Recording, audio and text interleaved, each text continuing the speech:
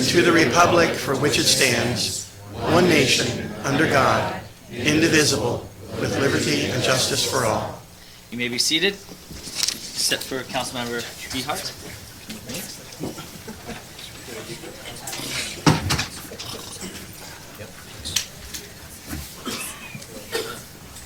All right, good evening.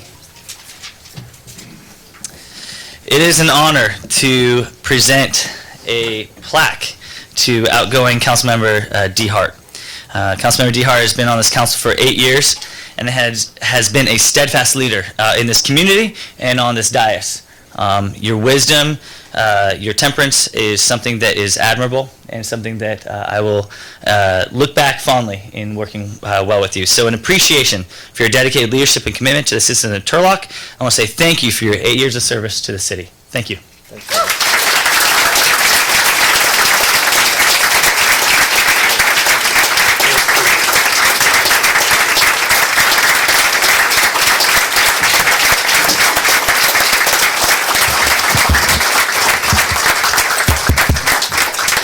Go ahead, take your seats.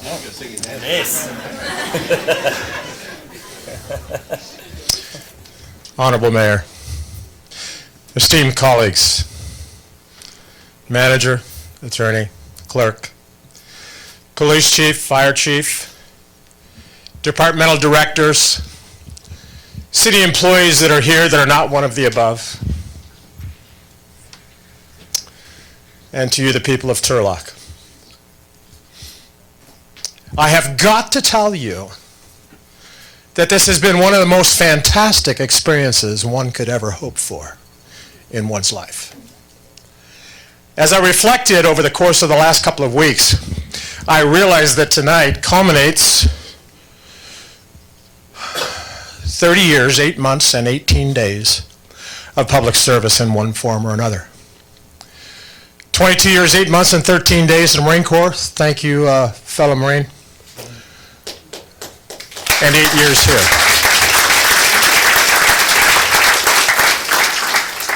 I got to tell you, though, I wasn't keeping track, right?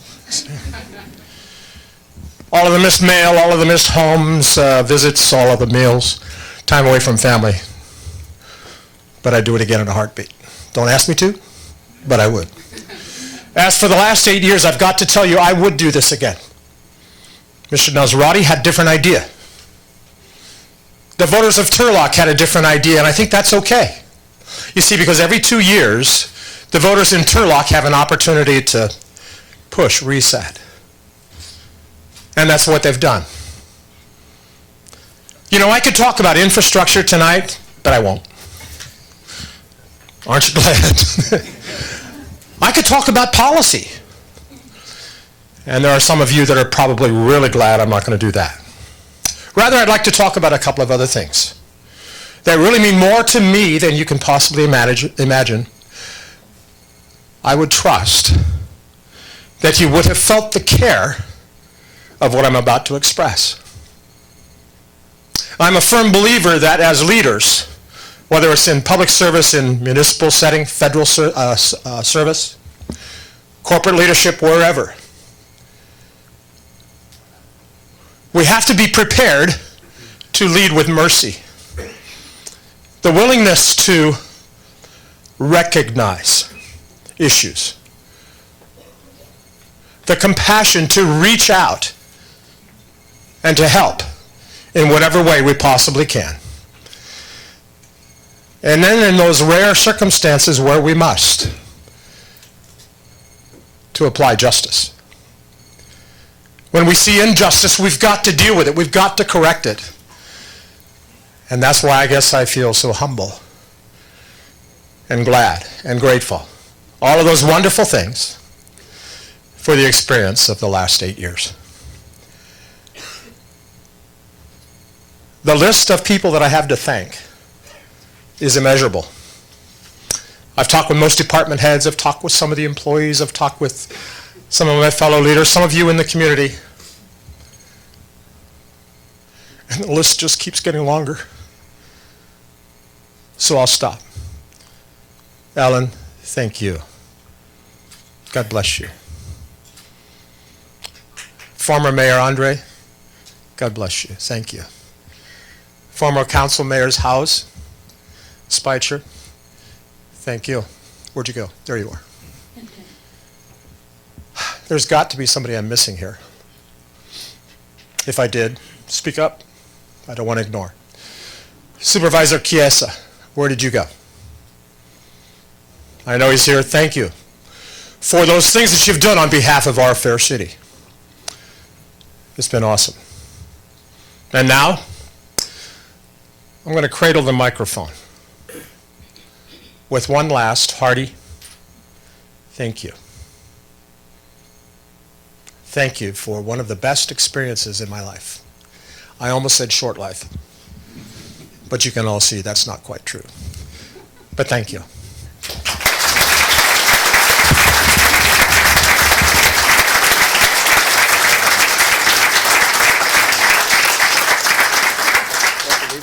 You can take it with you. Vice Mayor Jacob, please join me. It is an honor to recognize Vice Mayor Jacob and all of his hard work for the last 4 years. Councilmember Jacob, you bring a fresh perspective to every topic that we address. You often are the last to speak because you take in everything. You're a sponge for facts. You dive into them. You are constantly doing your homework before pivotal issues come to the dais for a decision. And so I want to say thank you for that. Thank you for your leadership. And thank you for your friendship. So thank you for your service to the city of Turlock. Councilmember Jacob.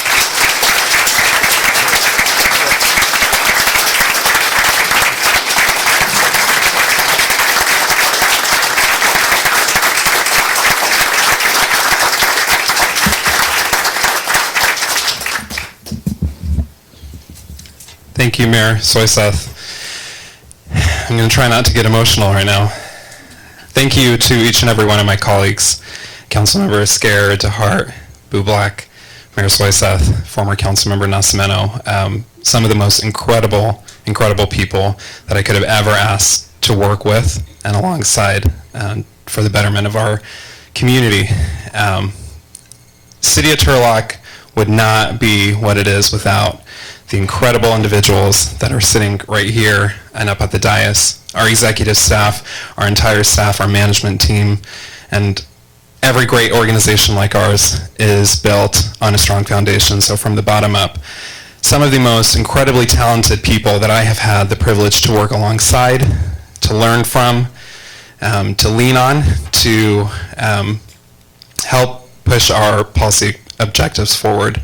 It has been one of the great honors of my life to be able to call you all colleagues and friends, and I really appreciate each and every one of you. Now, as I'm transitioning as a citizen of the city, I really feel an immense peace of mind knowing that you all are at the helm of keeping this community moving forward. And I would be remiss to not thank a few incredible individuals here tonight, my family, and I've seen many supporters here tonight as well, but especially my brother and my sister, Bianca and Andrew. 4 years ago when I decided to take on this crazy idea of running for city council, my brother was in medical school, my sister was just beginning her doctoral studies at Stanford University, and they both took time off from graduate school to come and help manage my campaign and knock on doors, and I will never forget it.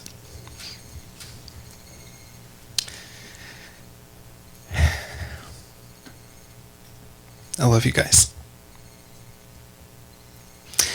Thank you to the city residents, to the voters for entrusting me with this awesome privilege. It has been one of the most humbling experiences to represent you all. I hope I have not let you down. I've worked every day to put the constituents that trusted me with this amazing responsibility first. I'm so excited for Councilmember-elect still, Larson and Nasrati.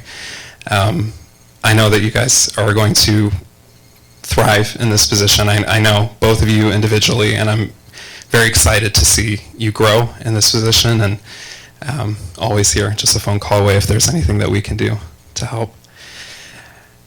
But most of all, I just want to say thank you to God for giving me this opportunity. He's the one that opened this door for me.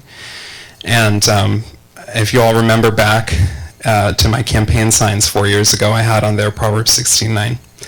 And the verse reads, "A man's heart leads his way, but the Lord directs his path."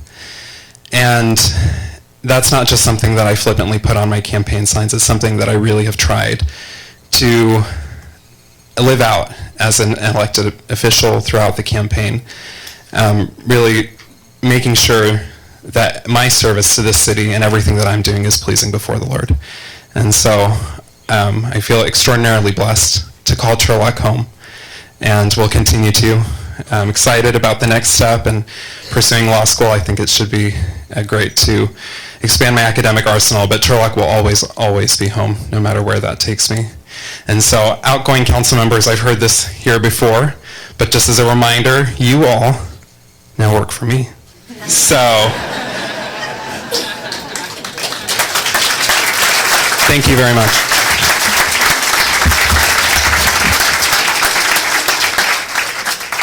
Not so fast.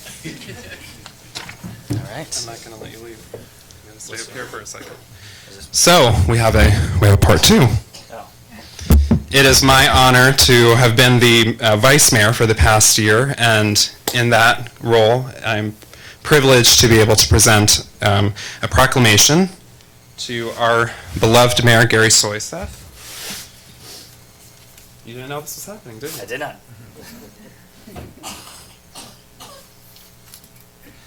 I tell you what, this was the first official proclamation that I got to sign, and my last, and I could not be more honored that it's made out to our Mayor, Gary Soyseth. So, I'd like to read it. It says, whereas Gary Soyseth was elected on November 4, 2014 as the 22nd Mayor of Turlock to serve a community of 72,000 residents, and whereas Mayor Soyseth's years of service are marked by exemplary dedication and a passion for the well-being of the community and the betterment of the city's economic development stability and the quality of life for Turlock residents. And whereas Mayor Soyseth led the city with a vision to create protection for businesses and farmland use by setting conditions for business expansion and relocation into Turlock by securing state and federal dollars for roadway and infrastructure projects.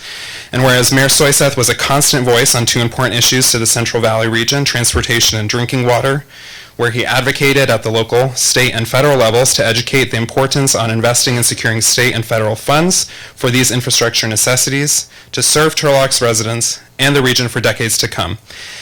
And whereas Mayor Soyseth served all as an inclusive mayor by welcoming new immigrants and refugees to the Turlock community, immersing himself in their cultures, while spearheading a campaign on inclusivity and diversity with California State University Stanislaus, and investing in the city's youth with the reestablishment of the Mayor's Youth Conference. And whereas Mayor Soyseth has earned the admiration and high regard of those with whom he has come into contact, and the affection of his fellow public servants who are proud to call him friend, and characterize him as an excellent contributor to municipal government in our city. And whereas the City Council and City staff extends to him best wishes for continued success in all his endeavors. Now therefore I, Matthew Jacob, by virtue of the authority vested in me as Vice Mayor of the City of Turlock and on behalf of the entire City Council and all of our citizens, do hereby express our sincere appreciation and thanks to Mayor Gary Soyseth for his distinguished service to the community as Mayor from 2014 to 2018. In witness whereof I, Matthew Jacob, Vice Mayor of Turlock, have hereunto set my hand and caused the seal of the City of Turlock to be affixed this 11th day of December 2018. Thank you, Mayor.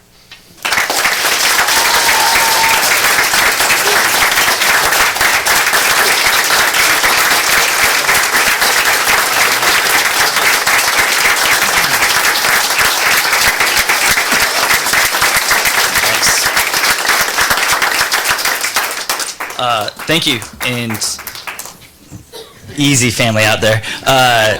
Thank you. It's odd being on the receiving end of these proclamations, but I appreciate it, Vice Mayor. Thank you so much. Thank you to the wonderful City of Turlock and the city staff for letting me serve. And again, this is an honor, and it's very humbling to be mayor, but it's not my identity. I'm going to be a resident of Turlock in about 15 minutes, just a normal, regular resident, and I plan to stay be very active and be around to help further the progress that we've already made as a council. I appreciate this proclamation. I appreciate the well wishes, and I do want us all to come together in support of our new council and our new mayor, because like I've said, a successful council is a successful city, and we need to make sure that we support them in all their decision making, and they will not always get it right. We never got it all right. And we need to be there with compassion, but also we need to be there to help course correct, and we need to be there to stand beside them. So thank you so much for letting me serve. It's truly been an honor for the last 4 years. Thank you.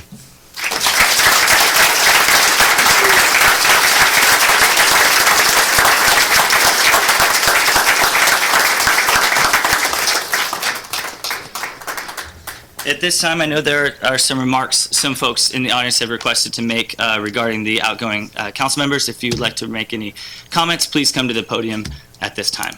Is anyone? They're in the hallway.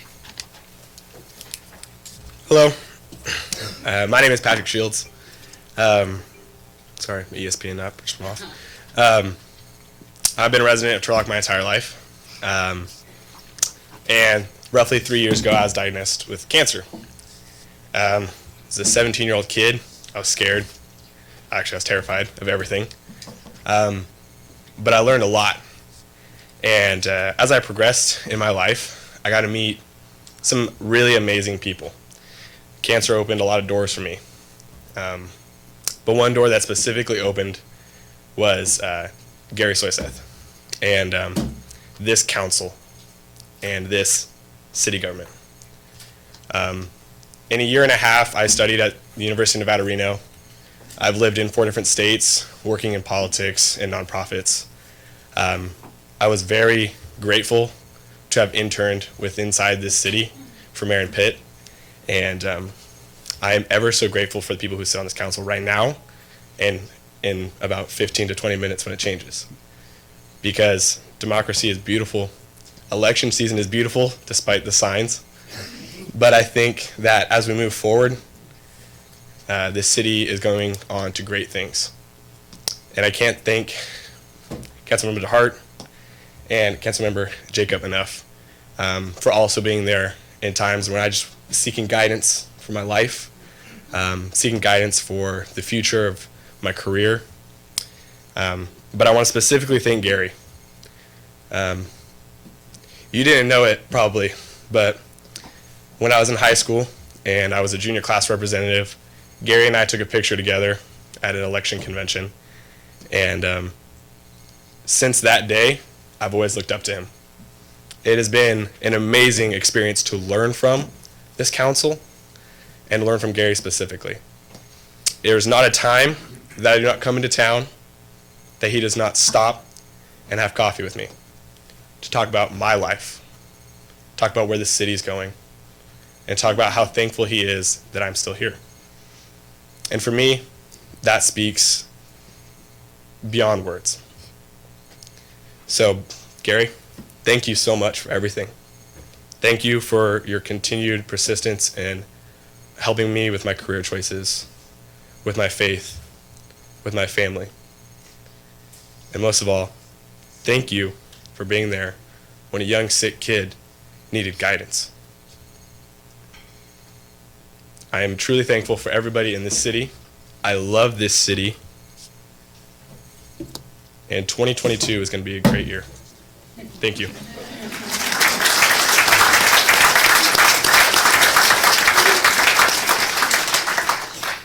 Good evening. I want to start by saying thank you. Councilman DeHart, I'm going to miss your words of wisdom. Thank you. Vice Mayor Jacob, thank you for your dedication to Turlock. I know you're going to go far in life. But I want to say thank you to Mayor Soyseth for all you've done for us. I appreciate your commitment and passion for all the people of Turlock. Thank you. I want to talk a little bit about respect. I worked on Mayor Soyseth's campaign. He repeatedly told everyone working on his campaign not to go negative. That's called integrity. The votes are in. I can respect that. What I cannot respect is the behavior of many during this election. The hate-filled statements, lies, comments, and name-calling by some were appalling. These are not objects. These are humans. They are your fellow Turlock citizens. They're friends of friends, friends of coworkers, friends of neighbors, friends of church members. It's okay to disagree with somebody, but do it with respect. Our ideas might be different, but we can respect each other. A true leader would not perpetuate this type of behavior, but try to put a stop to it. I've gained many new friends through the election. However, I've lost a tremendous amount of respect for others. Mayor Bublak, congratulations. Please remember that you represent all of us. We are Turlock citizens, and we love our city. My hope is there can be some healing in Turlock, and I guess time will tell. This quote is from Abraham Lincoln. If you once forfeit the confidence of your fellow citizens, you can never regain their respect and esteem. It is true that you may fool all of the people some of the time. You can even fool some of the people all of the time, but you can't fool all of the people all of the time. Thank you.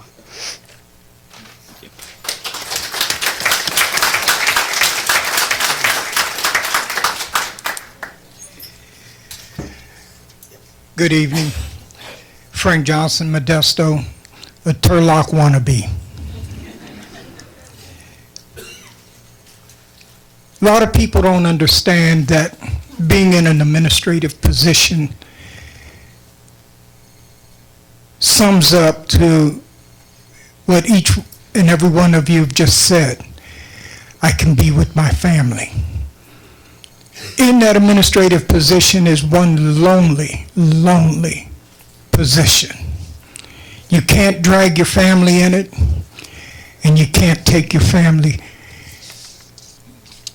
where you have to go sometimes. In your position that you've held, there's only a handful that know that there is no right and there is no wrong.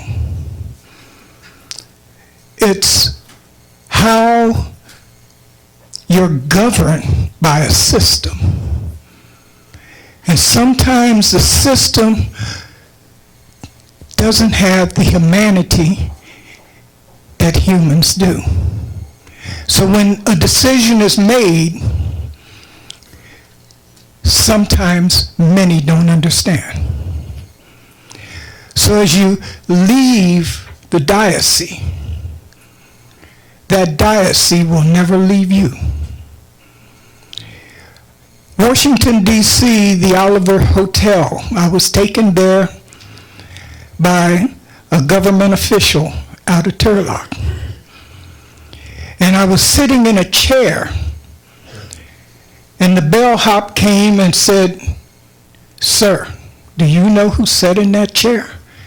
And I was like, "Look, you know it's going to take me a minute to get out of it." A president sat in that chair. I went to go sit in another chair, and I went, "Wait a minute, this place is historical." Your chairs are historical. It doesn't matter who sits in those chairs. You are part of the diocese. Now, you can go home proud, regardless of how things were or weren't. Don't be idle. Be with your family. Be with your families. Hold your heads up. Be proud because you did something I'd never do. Merry Christmas and Happy New Year. Thank you for your service.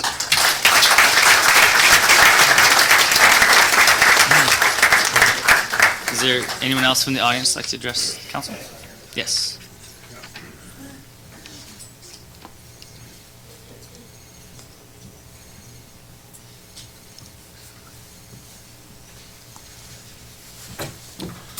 My name is Jason Ellison Freitas.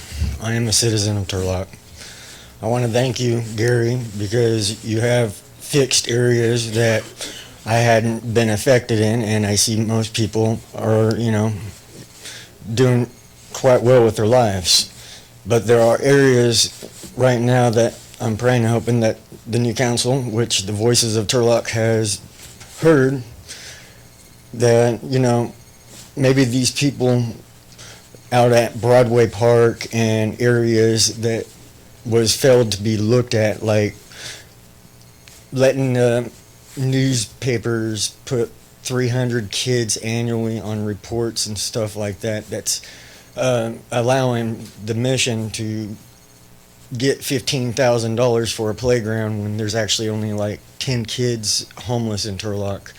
There's areas that put down the homeless, and the homeless get beaten down, and I've came as a voice of the people that are afraid to speak up, and I know Amy Buglack was the best decision, and she's going to be able to fix this issue, and I just pray and wish you the best, Mayor and Gary, because really a lot of lives are being torn apart right now outside these doors that we're all standing in, and I could have just stayed on the radar of my legal status, but there's others that are being affected out there, and I just wanted to let you know that parking on the wrong side of the road is an offense, so if you think you can just get away with stuff like that, you can't. So God bless. Thank you.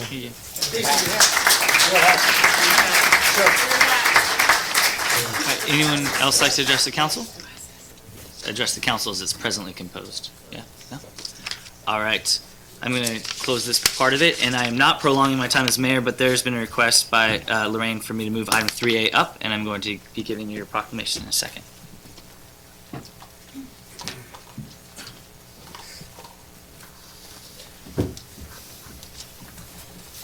Simply known as Lorraine. Come on up. Give her a round of applause.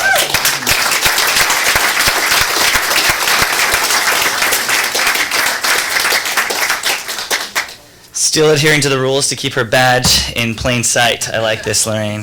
This is good. This is in honor of the retirement of Lorraine Knope, legal assistant, July 17th, 1989 to December 31st, 2018. Whereas Lorraine started her career with the City of Turlock in July 1989 as legal secretary, promoted to senior legal secretary in February 1996, and later reclassified to legal assistant in July 1999. And whereas Lorraine has been a steady support in the day-to-day functions of the City Attorney's Office in the City of Turlock. Whereas Lorraine has been instrumental in the development of the administrative citation process and policy and the Employee of the Month Committee for the City of Turlock. And whereas Lorraine has faithfully and conscientiously served the City of Turlock and its citizens for 29 and a half years. And whereas Lorraine, give a round of applause for that. There we go, I heard it.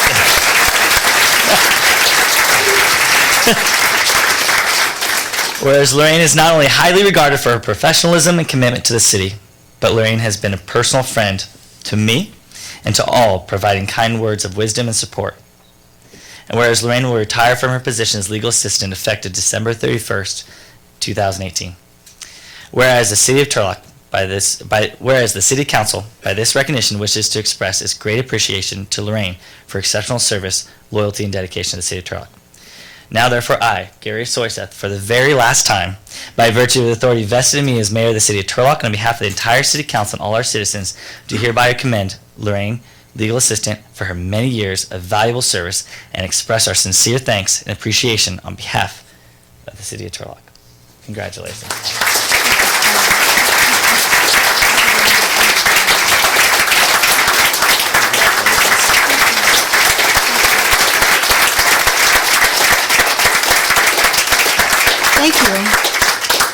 Thank you. Thank you very much. First, thank you to my family, Ron, Rachel, Jeff, Jasmine, my friends, my coworkers, my friends, my council, my new mayor, my old mayor, Jose. there's not enough time, there aren't enough words to tell you what this means to me.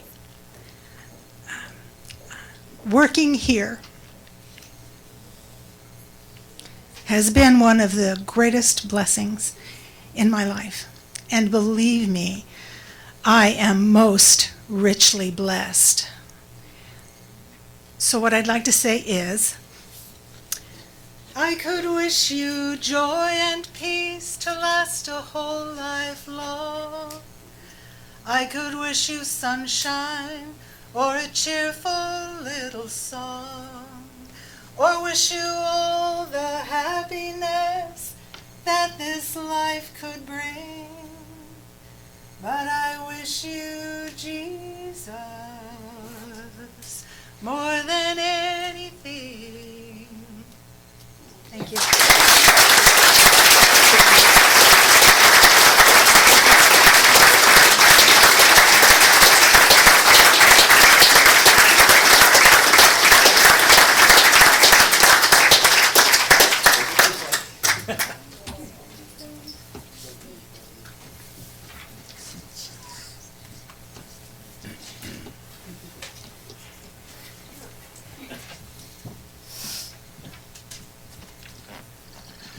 All right. Well, that was an honor to be the last act as mayor, so thank you so much. All right, moving on to election results. The resolution reciting the facts of the general municipal election held in said city of Turlock on the 6th day of November 2018, declaring the results thereof, and such other matters as are provided by law. City Clerk. Well, that was a tough act to follow. Congratulations, my friend. Mayor and Council, the item before you is in the matter of reciting the facts of the general municipal election held in said city of Turlock on the 6th day of November 2018, declaring the results thereof and such other matters as are provided by law.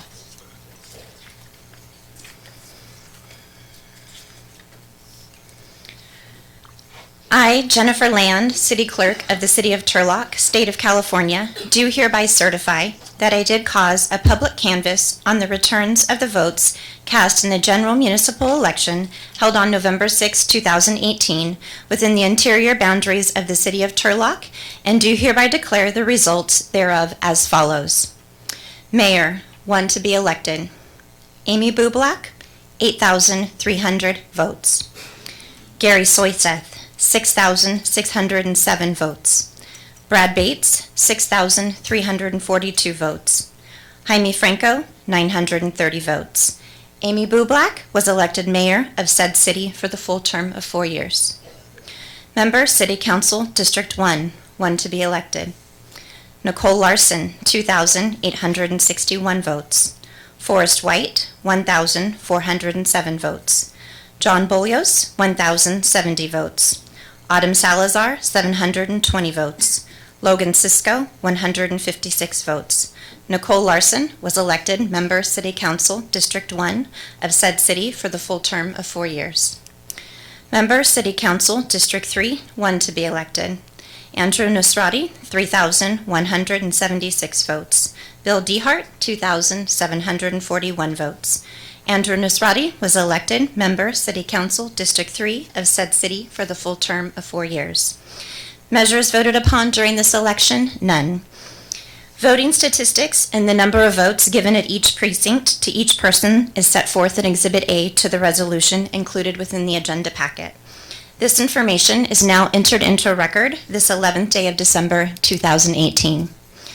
Mayor, this concludes the declaration of the election results. At this time, I'm happy to answer any questions anyone may have. All right, any questions or comments for the city clerk? All right, any questions or comments from the audience? Seeing none, I'll bring it back. It is a resolution, so I will be calling the vote. Thank you, Mayor. Yes, please. All right, I have a motion by Vice Mayor Jacob, second by Councilmember Dehart. Clerk, please call the roll. Reciting the facts of the general municipal election held in said city of Turlock on the 6th day of November 2018, declaring the results thereof and such other matters as are provided by the law. For the very last time, Councilmember Esquer, Yes. Councilmember Dehart, Yes. Councilmember Bublak, Yes. Councilmember Jacob, Yes. Mayor Soyseth. Yes, Motion carries 5-0. Congratulations to Mayor-elect Bublak, council members Larson and Nazrati. Give them a round of applause.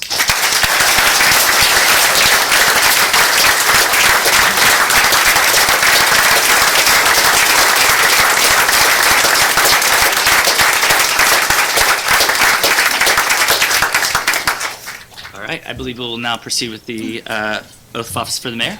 Yes, thank you. I'd like to invite Mayor Bublak, Councilmember Larson, and Councilmember Nasrati to the front of the dais, please.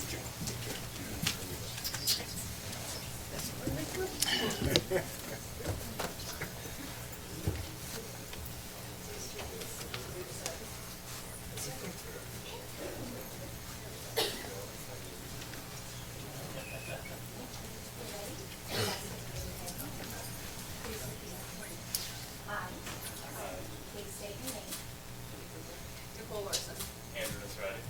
Do solemnly swear Do solemnly swear that I will support and defend that I will support and defend the Constitution of the United States the Constitution of the United States and the Constitution of the State of California and the Constitution of the State of California against all enemies, against all enemies, foreign and domestic, foreign and domestic, that I will bear true faith that I will bear true faith and allegiance and allegiance to the Constitution of the United States to the Constitution of the United States and the Constitution of the State of California, and the Constitution of the State of California, that I take this obligation freely that I take this obligation freely without mental reservation without mental reservation or purpose of evasion, or purpose of evasion, and that I will well and that I will well and faithfully and faithfully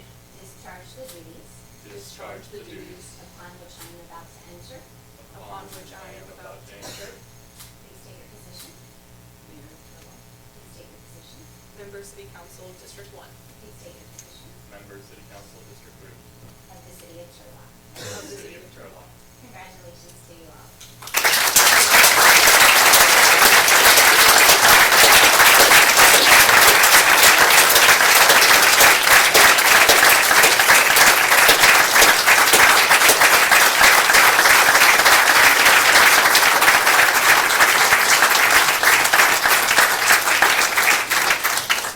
At this time, I believe the Honorable Villalobos is going to give an oath as well.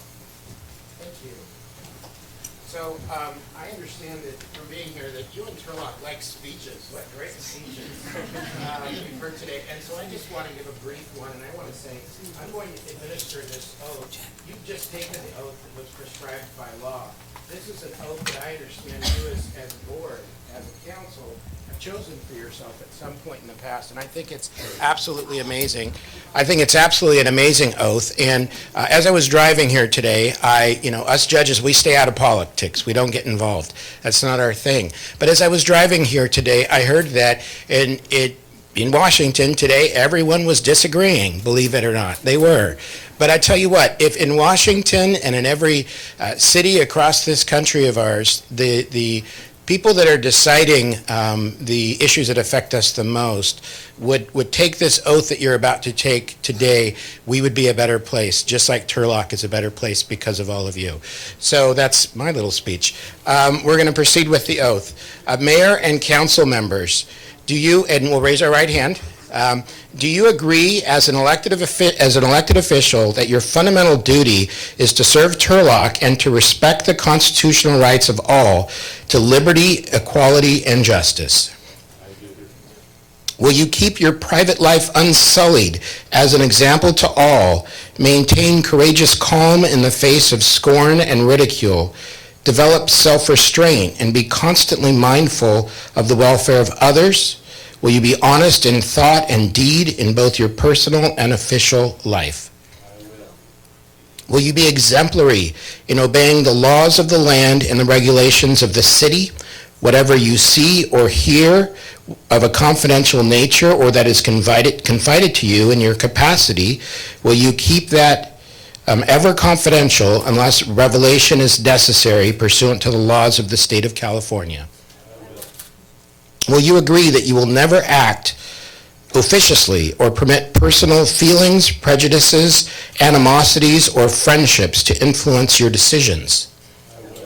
And finally, do you recognize the election results as a symbol of public faith, and do you accept it as a public trust to be held so long as you serve the citizens of Turlock? Will you constantly strive to achieve these objectives and ideals? Congratulations.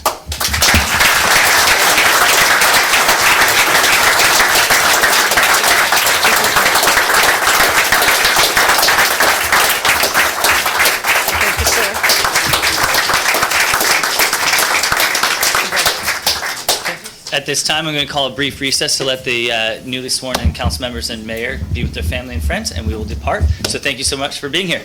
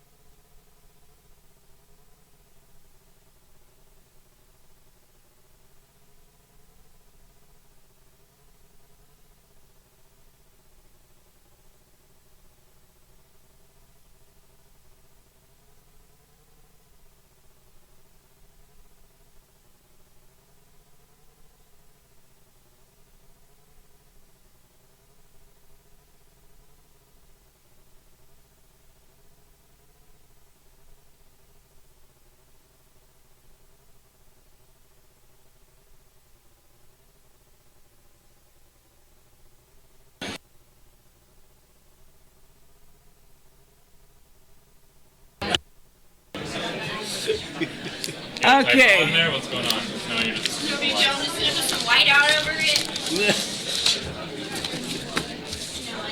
Okay, so, all right, you guys, if we can just get this back in order here a little bit here. Sure, I'm sorry, photo. Yes.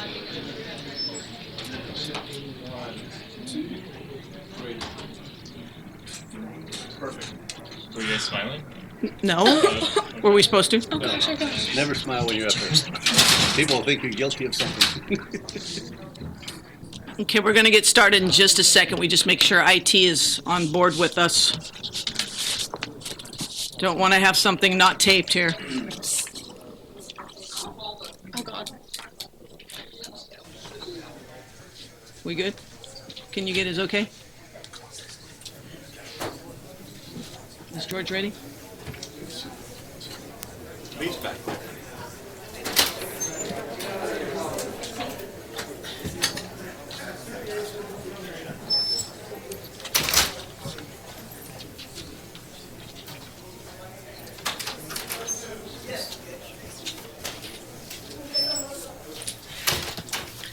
Mess.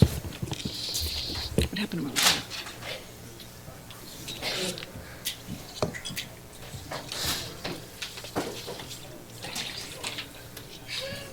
Good job. You got the thumbs up. Thank you. Okay, thank you, everybody, for staying with us here. I'm just going to kind of start out a little different here in that I want to ask my fellow council members to indulge me just a little bit here and remove items 9B and 9C from the agenda tonight. In the case of 9B, I just want to consider that item be brought back to us at a future date.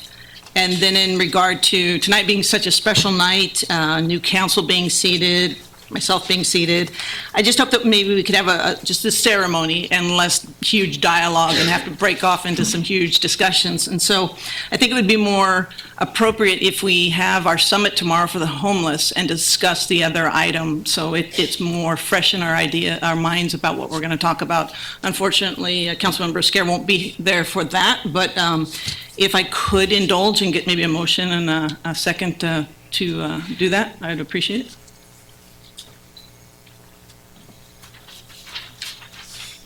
Are we just for like discussion? Can we, or just a motion? So you can make a motion and then discussion if you want. Okay, I'm not getting a notion here. Okay, you guys don't. This is to remove 9B. 9B, the water. Yes. And then 9C, which is the homeless discussion. Right. Which will go tomorrow. So would we would be tabling one and continuing the other, or because we get to We'd be continuing the water, and we would just be moving 9C, the homeless, to tomorrow's meeting, the summit at 2:30 that's going to be here. Okay. Did you want to?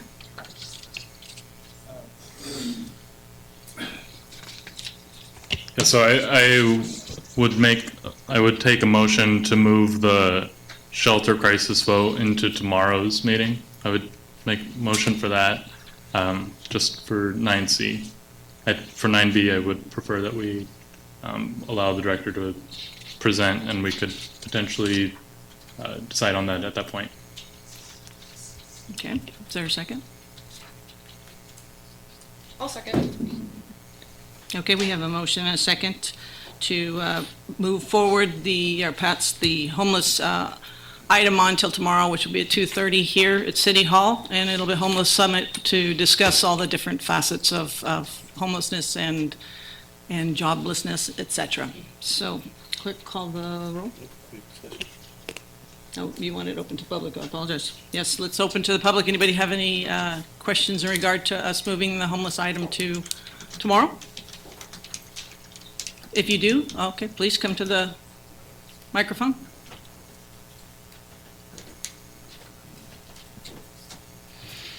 Mr. Treeweller? So you will have everyone from the council here except for Gil, is that correct? Correct. Thank you. Anybody else wishing to speak in regard to this? Okay, sir, please. Congratulations. Thank you. Is there more information where we could read about exactly what's going to be voted on tomorrow? like the actual, because I saw online there's all kinds of news, fake Sure. news, whatever you want, but there's not a real like detail of what exactly you guys are going to be doing. There's just, I would say it was a grant. You're going to be getting some money, homeless, haven from people from the Bay Area coming in. This is what's online. Sure. So I wanted to say, is there somewhere we could go and actually read up on the truth of what you guys are going to be discussing it tomorrow and voting on tomorrow? Sure, Mr. Lawton. Thank you, Madam Mayor. And I believe that the agenda and supporting materials are on the city's website. But to briefly discuss what will happen tomorrow and what's at stake, tomorrow's going to be a workshop where residents, community leaders visit for about half an hour with some information presented from city manager, the mayor, and a couple of staff people and an invited guest. They'll break up then into 4 working groups divided by topic.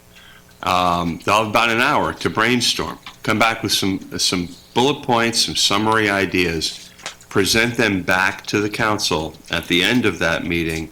Council will go through them, make a recommendation to the city manager regarding which ones they would like city staff to more fully develop, and come back with a report to the council for their evaluation. All of this in service to developing a more comprehensive policy, the city's comprehensive policy on vagrancy and homelessness issues. There is also a resolution on the agenda at the end of that meeting, which would declare a shelter crisis in the city of Turlock. That same question is before the county board here and every city council here, and frankly, county boards and city councils around the state. There is an influx of non-recurring federal money and through the state that it's called HEAP. And in order for us to participate in getting any of the benefits of a increase in shelter beds, we would need to join those communities which adopt the shelter crisis resolution. Declaring a shelter crisis has no impact on our current Turlock municipal codes. It has no impact on any existing laws or regulations in terms of what the city has the ability to do, anything we can do to enforce. It doesn't affect our need to comply with the Ninth Circuit Court decision in the Boise case. It is entirely voluntary, and it doesn't commit the city to taking any further action. If we don't engage, if we don't adopt the resolution, then we will not have the opportunity to participate in certain kinds of solutions and certain things that money which will not be available again. This is not something where if we don't do it this year, we can do it next year. It's one time, it'll be here, then it'll be gone. But doing that only keeps the door open for us to decide as a city how we would like to engage, how we would like to participate. We are not committed to taking further steps. Thank you, Mr. Manager. Anyone else in the public wishing to ask a question before we? Okay, nobody else? Okay, we'll bring it back close. Let me close the public hearing. And then go ahead, Councilmember Scary. Yes, I just wanted to make a couple of comments. Since I will be missing this meeting due to prior obligations, we will be out of town tomorrow and Thursday. And as I was looking at the options that are going to be presented tomorrow, I was hoping that we could, some of the people that are going to attend, I think Molly's out to someplace. Molly, I assume you will be at the meeting, I hope. And some of the things that I would like to see, make sure to get discussed tomorrow, are things like finding ways to differentiate certain groups instead of trying to make it a homeless group How about problem. if, I see our attorney's getting a little nervous. If Yep. you could give a list to our clerk and let her kind of bring it up, we'll Okay. do it so that we don't go too far down this road. Does that? Yeah, and I was looking to you to make sure that these, He started stuttering a little bit there. And if I can kind of wrap it up for Gil, our focus, council's focus in this meeting is going to be on possible solutions. I think everyone on council, I think our folks in our community are well aware of the dimensions of the problem and what the impact is. And those are going to be kind of taken as a given. What we really hope will happen is solutions and people working together from the business community, from the nonprofit community, to look at solutions and ideas that staff can then help council deliberate on. So just wanted to make it clear. That's our goal. Any other questions or concerns before we call the question? Okay, clerk, call the roll, please. Thank you, Mayor Bublak. I'd like to confirm we have a motion by Councilmember Nasrati, and can you please confirm for me who seconded that motion? Councilmember Larson. Councilmember Larson, thank you so much. Moving scheduled matters, item 9C, to the December 12, 2018 special city council meeting. Councilmember Nasrati? Yes. Councilmember Larson? Yes. Councilmember Esquer? Yes. Mayor Bublak? Yes, it passes 4-0. So we'll leave the other item on for future conversation down the agenda. And if you'll just follow me over to a presentation recognition here.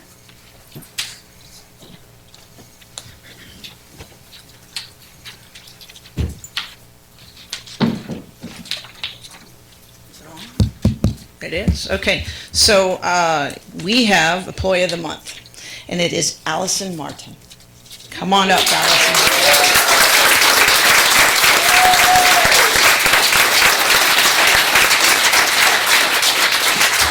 Congratulations.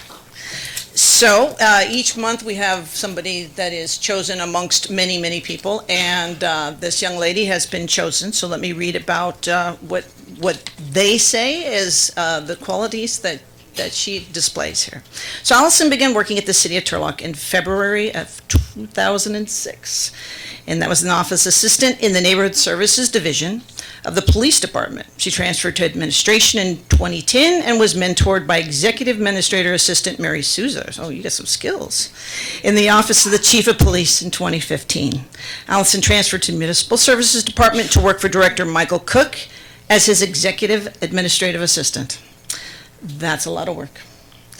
Allison graduated cum laude from CSU Stanislaus, Go Warriors, in 2000 with a Bachelor's of Arts degree in drama, and she's looking forward to beginning her master's degree program in public administration in January 2019 at National University. Allison has a great attitude and is a role model for staff. Allison was always responsible for bringing the Customer Service Academy to the city. In addition to her regular duties and getting to work with an amazing team, Allison proudly serves as Secretary for the Stanislaus Regional Water Authority and has done a tremendous job keeping the board and staff on task.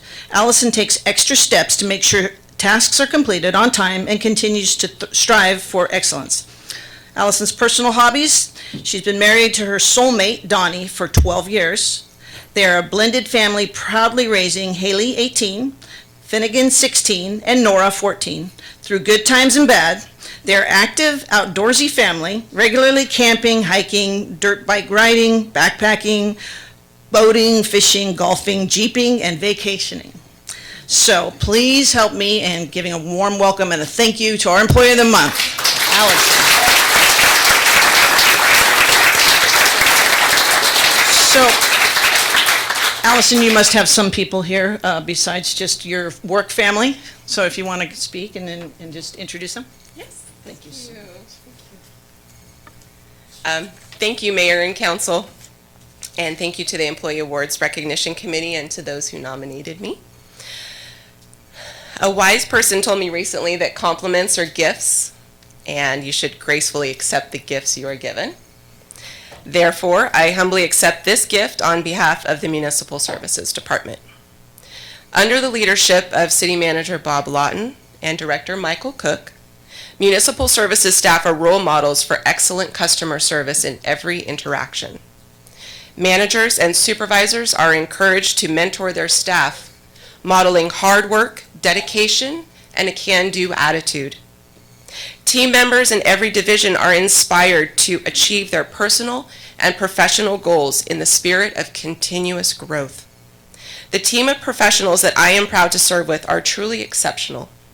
Without their openness, diligence, and positive outlook, we would not be as successful as we are. I am truly blessed to be chosen as a member of this outstanding department and humbled by the opportunities that prompted this honorable recognition. A special thank you to my ICMA mentor, Amy Chang. The culture that she promotes at the City of Ontario is inspiring, and her wisdom as a mentor is motivational. And finally, I would like to recognize my family for being my unwavering foundation, enabling me and encouraging me to pursue my chosen career path. With all my heart, thank you.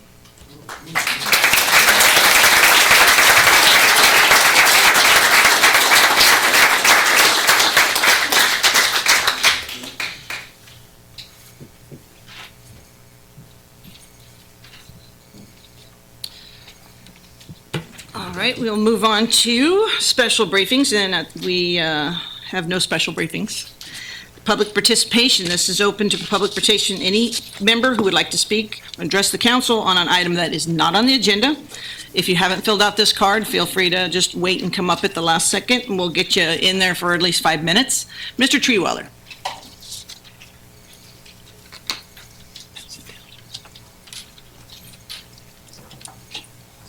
Mayor, council members, city staff, and fellow Turlock citizens, Milt Treeweiler. I am a Turlock citizen. I was born here, and I had a business here for 40 years.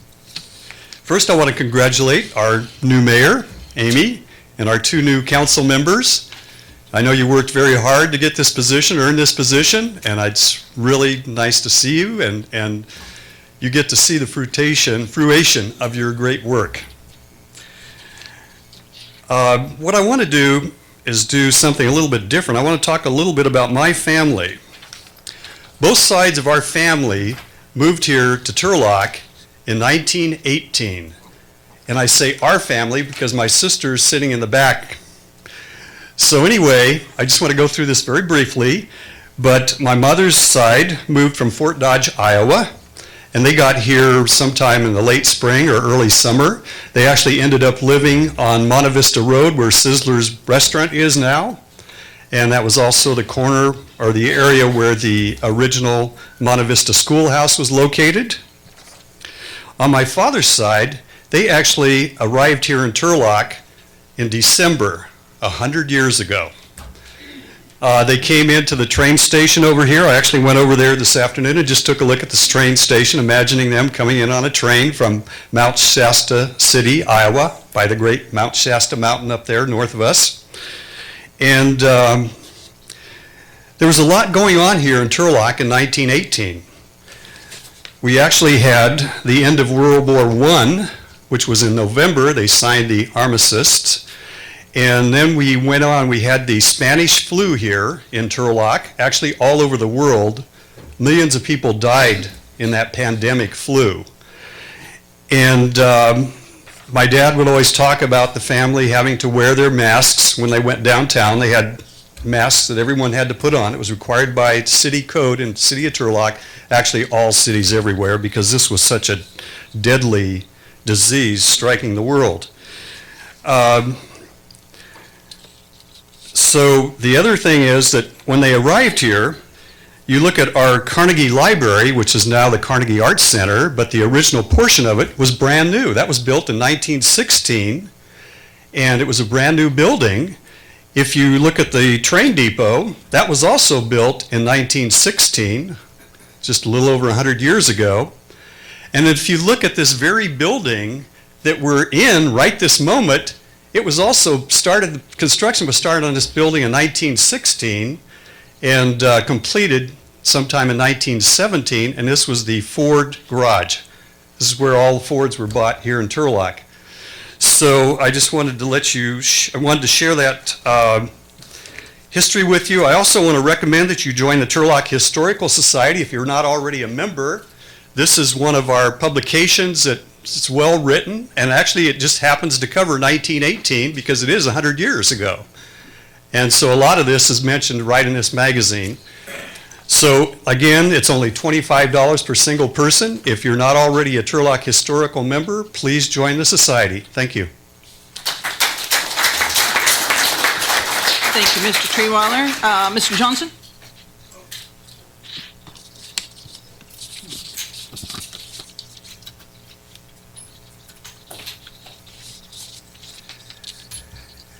Good evening, Frank Johnson, Modesto. Congratulations to the diocese, mayor, and Milt, first man. Wow. A lot of things I wanted to say, and I wrote them down and I tore them up.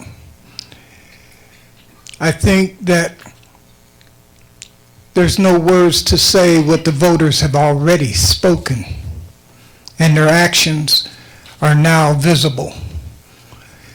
Your actions and what you decide and what you do will prove that the voters know exactly what they're doing and how they vote.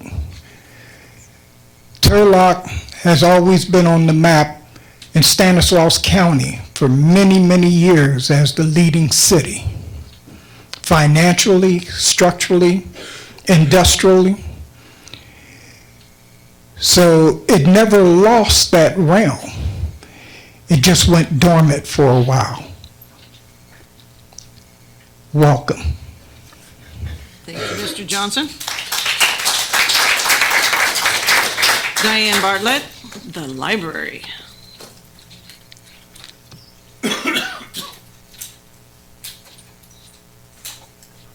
Thank you, Mayor. Good evening, council, members of the community. My name's Diane Bartlett. I'm the supervising librarian of the Turlock branch of the Stanislaus County Library. And I have to say that the previous council and the staff, two words that would describe you would be, for me, welcoming and positive. And I know that's going to continue. I appreciate that, and I want to share some positive things with you tonight. So today at the County Board of Supervisor meeting, they approved funding strategy and proceeding to the next phase of the expanded Turlock Library. So while this is just one small step in the long process, it's a huge step. You may or may not know that this is the second time I've been assigned to the Turlock branch, and it's at least the third time we've tried to get an expanded or new library, and this is the furthest that we've ever gotten. So I'm so excited to share that news with you. In other positive news at the library, we are now allowing you to check out 8 DVDs per library card. And if you're sitting there saying to yourself, well, I didn't even know the library had DVDs, I'm hoping that you're also saying to yourself, I wonder what else the library has. And I hope you come and visit us, find out, or check out our library website at stanislauslibrary.org. And then I would also like to mention a couple programs that are coming up. Tomorrow at 10 o'clock, we are hosting the Turlock Sunshine Strummers. They're going to perform a variety of children's music and winter theme songs on their ukuleles for the kids, but all ages are welcome. And then finally, on January 4th, we started taking sign-ups for our January 4th Harry Potter escape room. This is for ages 9 to 18. Our escape rooms are extremely popular, so we have 4 times that you can sign up, and please just call the library for more information. Thank you so much for your attention. Hope to see you at the library. Thank you. Emmanuel, Drummond, Turlock together.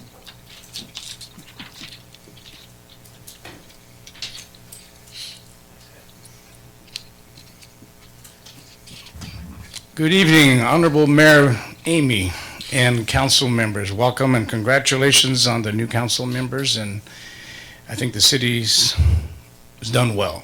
So the only thing I want to state to you guys is, and it's, you're thinking about people. And when you're doing your your voting and your decisions, do not let the things that cloud a lot of people's minds cloud your minds. And I'm talking, gender, race, and religion. Vote your heart, get that out of your mind, and just think of human kindness. That's some of the words I want to tell you. So think of that when you're voting and making decisions for our city of Turlock and the citizens, of course. But I'm here to talk about Turlock Together with my esteemed colleague, Linda here. Turlock Together, I just got to put a plug because we're in December and it's that time of year. We do food and toys for the needy in our community. Turlock Together has been around 20-some years. Mayor Kirk Andre and then Captain Ebel, who came to Turlock with the Salvation Army, and a few of us got together and created Turlock Together, and it has grown and grown and grown. This year we're preparing to service 1,650 families, which takes in Turlock and our surrounding neighboring communities, if you didn't know that. So they're signing up now, families are, and we'll know how many families we have so we can prepare for the food. And we're collecting toys right now at the fire stations and anywhere you see a blue barrel around town. Please, this is Crunch Week coming up. We need the food and the toys. So I just want to put that out there and answer any questions if we could. Linda's been a big part of our Turlock Together, and I know she wants to say a few words. Thank you. Again, congratulations to all of you. I am the founding mother of Turlock Together. I was the only female on the board, and so I take great pride in the program. And I can tell you that we have fed as many as 2,000 families. The least we've ever done is 1,280. So there is a lot of need for food. There is a lot of need for getting our groups to come together. Turlock Together is not Manuel's group or my group, or it is everyone in Turlock. The whole idea when Mayor Andre asked us to come together was to cut out the duplication, to get as many families as we could. We would go to some houses and they already had 3 food baskets because, yeah, they were needy, but they were someone that was in need. By working together, by having them come and apply, by having them fill out an application, we are ensuring that we're getting out to more families, helping more people that need it.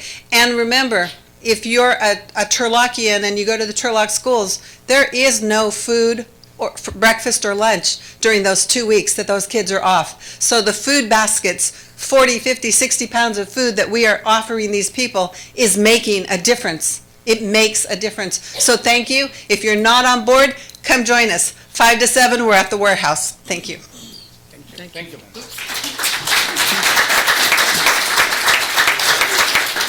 And anybody else wishing to speak regarding something not on the agenda that didn't fill one out? If not, okay, we will close the public hearing and public participation and move to motion waiving readings of all ordinances on the agenda. I'm looking for a motion and a second. I'll motion.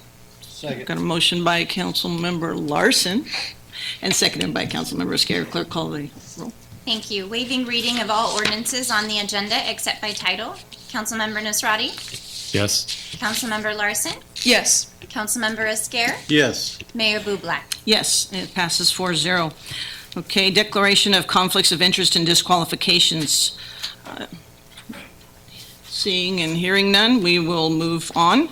Disclosure of top 10 maximum contributors. I presume that most or some of you haven't had the opportunity to submit them yet, so we will look for them online at the next agenda, not tomorrow, that doesn't count. But so in January, we can get with the clerk and update, and I'll probably have to update mine as well. Consent calendar. So Councilmember Esquer has asked for 6C to be pulled. Are there any other items being pulled from the consent? Okay, if not, then I'd entertain a motion adopting the amended consent calendar. Move to adopt. Second. We have a motion by Councilmember Esquer and then seconded by Councilmember Estradi. Clerk, call the roll without C, please. Thank you. Adopting the amended consent calendar. Councilmember Nasrati? Yes. Councilmember Larson? Yes. Councilmember Esquer? Yes. Mayor Bublak? Yes, it passes 4-0. 6C, show. Councilmember Esquer? Yes, I had sent some inquiries to the city manager on this particular item, and I just wasn't sure the way it was worded on our agenda. Thank you. I keep pushing the button. And just wasn't sure why the way it was worded on our agenda that it wasn't part of the Measure L funding, and I knew we discussed it previously, so I just wanted a little explanation why the streetlights were becoming an issue on West Main, and yet the one, which we're going to discuss later, is. And so he explained the program to me, and I just wanted to make sure that Nathan gave us a little background on the information, so anybody else out there that may have questions on it. Okay, excellent.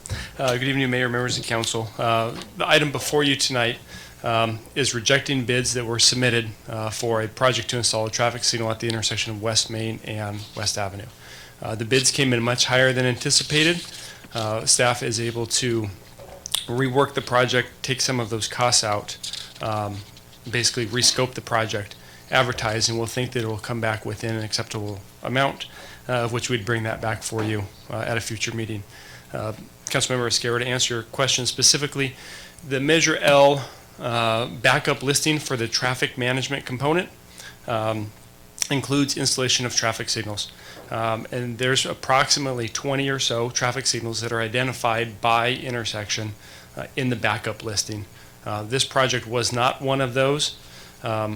In terms of historical context on why that wasn't, I'm not entirely sure. But looking back at the available funding, we can't support or can't use Measure L funds for that because it's not identified. There's some other areas in Measure L that have more of a lump sum category where we hadn't identified all of the projects, like installing sidewalk in the bike and pedestrian segment. There's a group in there that you can be flexible on. This category for the traffic management, unfortunately, does not have that component. So I'd be happy to answer any other questions, though. Yeah, a couple more. As I was reading it also, I noticed that the total cost, well, the cost you had in here for the bid amount that came in was $427,850. And just for the record, city manager did talk to me about this already, so, but I'm just Okay. telling you the questions that I had. And then I noticed that in order to cut you mentioned that we can cut some of that cost down, but then the figure I saw after that was 462,000. So I was kind of confused as if we're eliminating some of the work, how did it go up? And so it went from 427,000 to 462,000. So I just hoping you. Okay, yeah, and so I can explain that for the benefit of everyone too. So the bid amount of 427,000 and some change is the contractor's bid amount. That's the total project cost. That does not include the preliminary engineering, the construction engineering, contingency, inspection, construction management, and so forth. So if we were to take a look at the total project cost for the bid that was submitted of 427,000, it's an estimated cost of $542,000 and some change.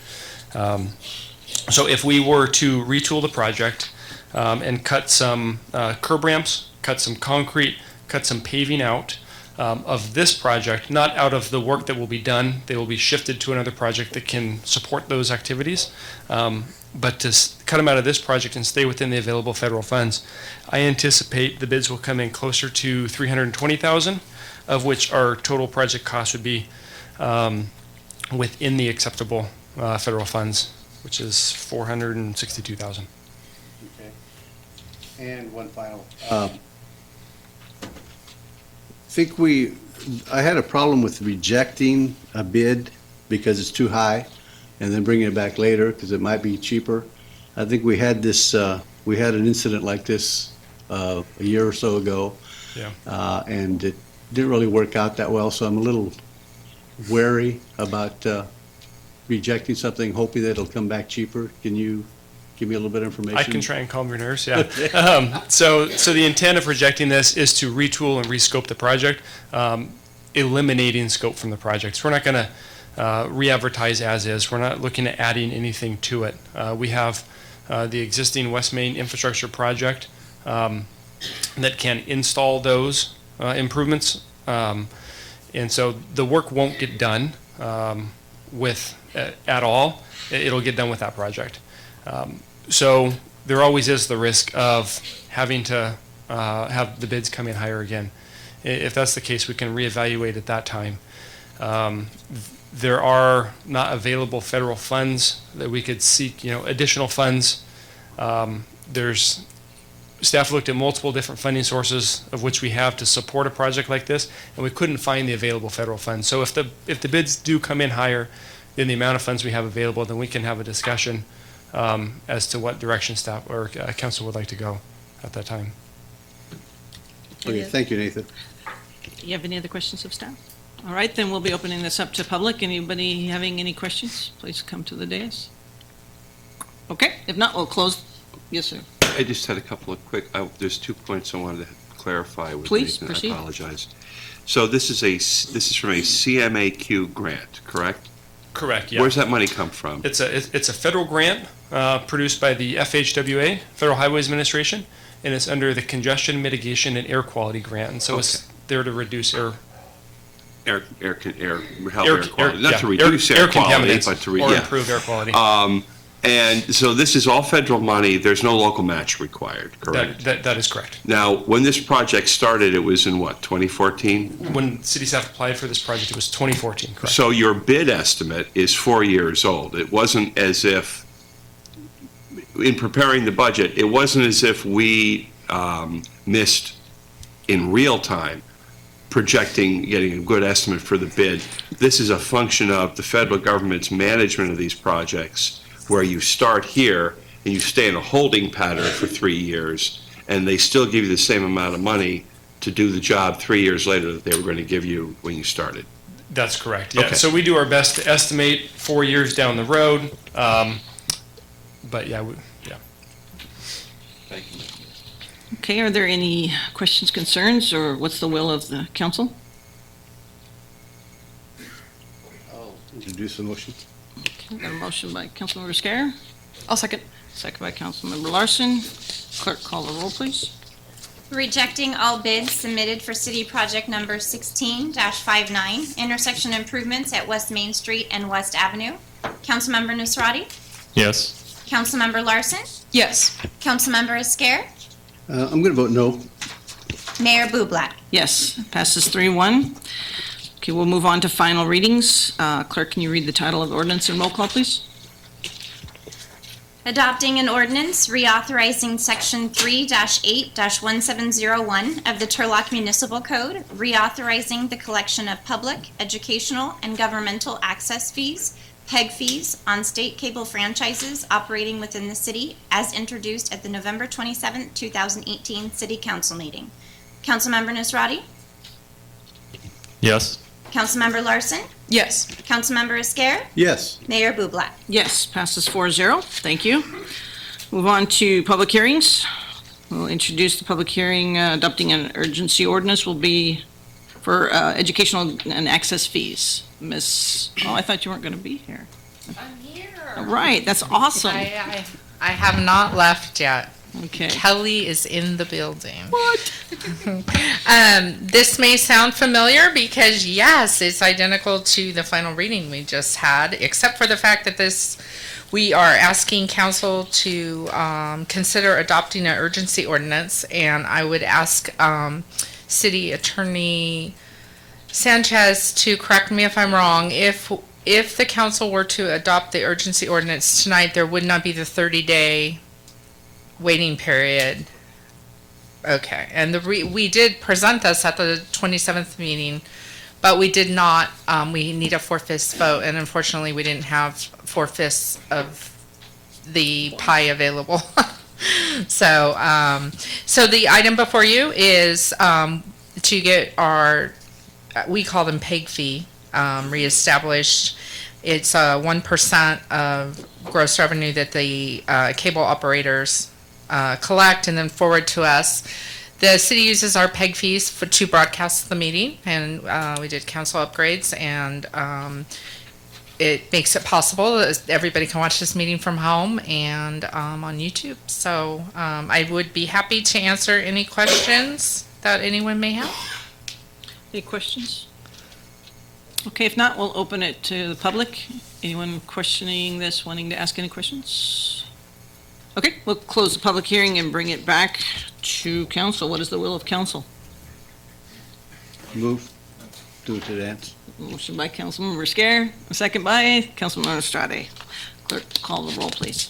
Thank you. Adopting an urgency ordinance reauthorizing Section 3-8-1701 of the Turlock Municipal Code, reauthorizing the collection of public, educational, and governmental access fees, PEG fees, on state cable franchises operating within the city. Councilmember Nasrati?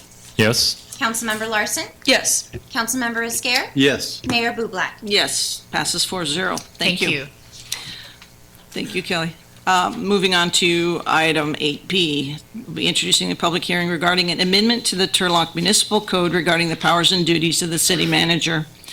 I specifically asked this to be on. It seems, in my estimation, inappropriate for electeds to be part of hiring and firing of anybody other than the two people that we are in charge of, which is city manager and city attorney.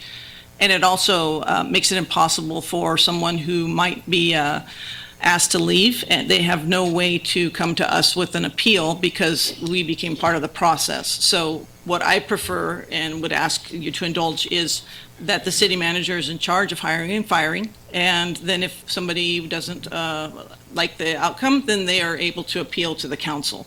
So I'd like us to eliminate it coming to us before. So he's asking, hey, I've done all my due diligence. I believe this person shouldn't be here any longer. It shouldn't be our responsibility as electeds. I think that's a little bit out of our scope. So any questions? Could I get some historical context into how this was introduced? Has this always been the municipal code for Turlock? I'm not sure the last time the municipal code was amended prior to the inclusion of that language, whether it's been 10 years or 30 years. I'm not aware. I don't think it was done in recent memory. It's just basically always been there. And what is the precedent in like surrounding municipalities for this type of action? Is it generally, yeah? And if I may, Mayor, surrounding municipalities have kind of a mixture. There's some cities that have the same provision as far as coming to the council first. However, I think in conversations with the mayor as well, one of the things, the city is a city council, city manager form of government where the city council is supposed to not be involved with personnel matters. And I think that that's kind of one of the things that the mayor was looking for, was making the clear divide of the city manager is responsible for staff and the city council is responsible for both of the council's employees, as the mayor mentioned, city manager and city attorney. But you do still see some cities that have it in there, but definitely not all. It's kind of mixed. Any other questions? We'll open it to the public. And we'll close the public hearing and bring it back to council. What is the will of the council? A motion. Okay, we have a motion by Councilmember Larson. Second. Second by Councilmember Nastrate. Clerk, call the roll, please. Introducing an ordinance amending Turlock Municipal Code, Title II, Chapter 4, Article 2, Section 07C, regarding powers and duties of the city manager, and setting the final reading date for January 8, 2019. Councilmember Nasrati? Yes. Councilmember Larson? Yes. Councilmember Esquer? Yes. Mayor Bublak? Yes, passes 4-0. Thank you. Schedule matters. Item 9A, introduce the schedule matter regarding approving an agreement and appropriating funds for city project number 16-57 intersection improvements of Hawkeye Avenue and North Denair Avenue. Mr. Bray. Good evening, Mayor and council members again. The actions before you tonight are regarding approving an agreement for construction to install a traffic signal at the intersection of Hawkeye and Denair. City staff first identified this project in 2014 and submitted an application for federal CMAQ, or Congestion Mitigation Air Quality Grants, through STANCOG, which is the Stanislaus Council of Governments. STANCOG selected the project through a competitive process with other projects submitted by other agencies within Stanislaus County. This project was then added to the FTIP, or the Federal Transportation Improvement Program. Once in the FTIP, agencies can request funds for their projects in the fiscal years identified. Staff has worked through the design, environmental mitigation, and right-of-way phases, and has requested construction funds be made available, of which occurred in the summer of 2018. This traffic signal will include crosswalks, countdown ped heads, and protected left-hand turns. The existing striping will be ground off and new striping will be placed. Along with the striping, a microsurfacing will be placed. This microsurface will create the effect of having a blank canvas, so when the new striping is placed, the old striping will not confuse the traveling public. The microsurface is very similar to the slurry seals you may be familiar with, except the microsurfacing is stronger and will hold up better to traffic. The city has received 2 bids for this work, with Pacific Excavation submitting the lowest responsive bid in the amount of $474,000. The total project cost for this project are $617,400, and that includes the contractor's bid, 10% contingency, and construction management, materials testing, inspection, and engineering. The total federal funds received for this project are $358,000. As we spoke about earlier, this project is also identified in the Measure L backup list in the category of traffic management. The remaining project costs are proposed to be funded via transfer of Measure L reserves for a total of $259,400. The backup list included as a project cost of $500,000, so there is available funding for this project in the Measure L backup list. Currently, there's a considerable long lead time for traffic signal equipment. The estimated lead time is 24 weeks from an approved submittal. If council were to award this project tonight, it is estimated that construction would commence around the middle of August 2019. With that, I'd be happy to answer any questions. Any questions of Mr. Bray? Councilmember Estrada? So we had 2 bids on this, that's correct? That is correct. I'm curious, what's the explanation for the big difference in pricing between those 2? Nothing? I don't know. I can't understand why the second bid was so high. And do we typically get more than 2 bids before moving forward on a project like this? It really depends. Right now, the bidding climate that we're in, we're seeing a lot less bidders on projects under $1 million. We've evaluated their bids. We took a look at line by line, what are their unit prices for their bids versus what we had estimated. They are higher than what we had anticipated, but it is in line with what we've seen through our other process and through other agencies, except for the second bid, that was really high. So right now with our bidding climate, there's a lot of work out there. There's not a lot of contractors out there, and the lead time for the steel materials have almost created an emphasis on people coming forward and getting their project bid so that they can kind of get in the queue for their materials. Any other questions, staff? If not, we'll open the public hearing. Anyone wishing to ask a question? Okay, closing the public hearing and bring it back to council. The will of council. Take the first one, independent, please. Move to advance. We have a motion for the resolution by Councilmember Scare. Second. And a second by Councilmember Nastrate. Clerk, call the roll, please. Determining city project number 16-57, intersection improvements at Hawkeye Avenue and North Denair Avenue, is exempt from the provisions of the California Environmental Quality Act, CEQA, in accordance with Section 15301, existing facilities of the CEQA guidelines. Councilmember Nazrati? Yes. Councilmember Larson? Yes. Councilmember Esquer? Yes. Mayor Bublak? Yes, passes 4-0. Thank you. We'll take the resolution and the motion, the second two. Anybody?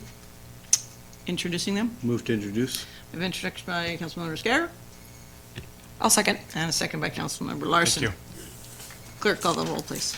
Appropriating $259,400 to account number 215-40-420-51210, Federal Street Projects, with appropriations of $259,400 to account number 215-40-420-38001, 227, transfer in Hawkeye and Denair intersection improvements, and $259,400 to account number 218-40-426-48001, 227, transfers out Hawkeye and Denair intersection improvements from Fund 218, Measure L, unallocated reserves to provide local match funding for City Project Number 16-57, intersection improvements at Hawkeye Avenue and North Denair Avenue.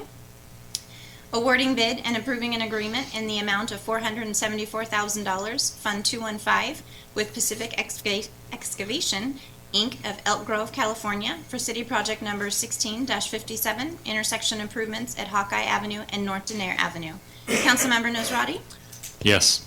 Councilmember Larson? Yes. Councilmember Esquer? Yes. Mayor Bublak? Yes, passes 4-0. Thank you, Nathan. Item 9B, approving an agreement for program management services for the design, engineering, and construction management of the surface water treatment system improvements. Mr. Cook? Good evening, Mayor Bublak and members of the City Council. As you mentioned, this is a request to award a professional services contract for the design of our water distribution system improvements with Carollo Engineering.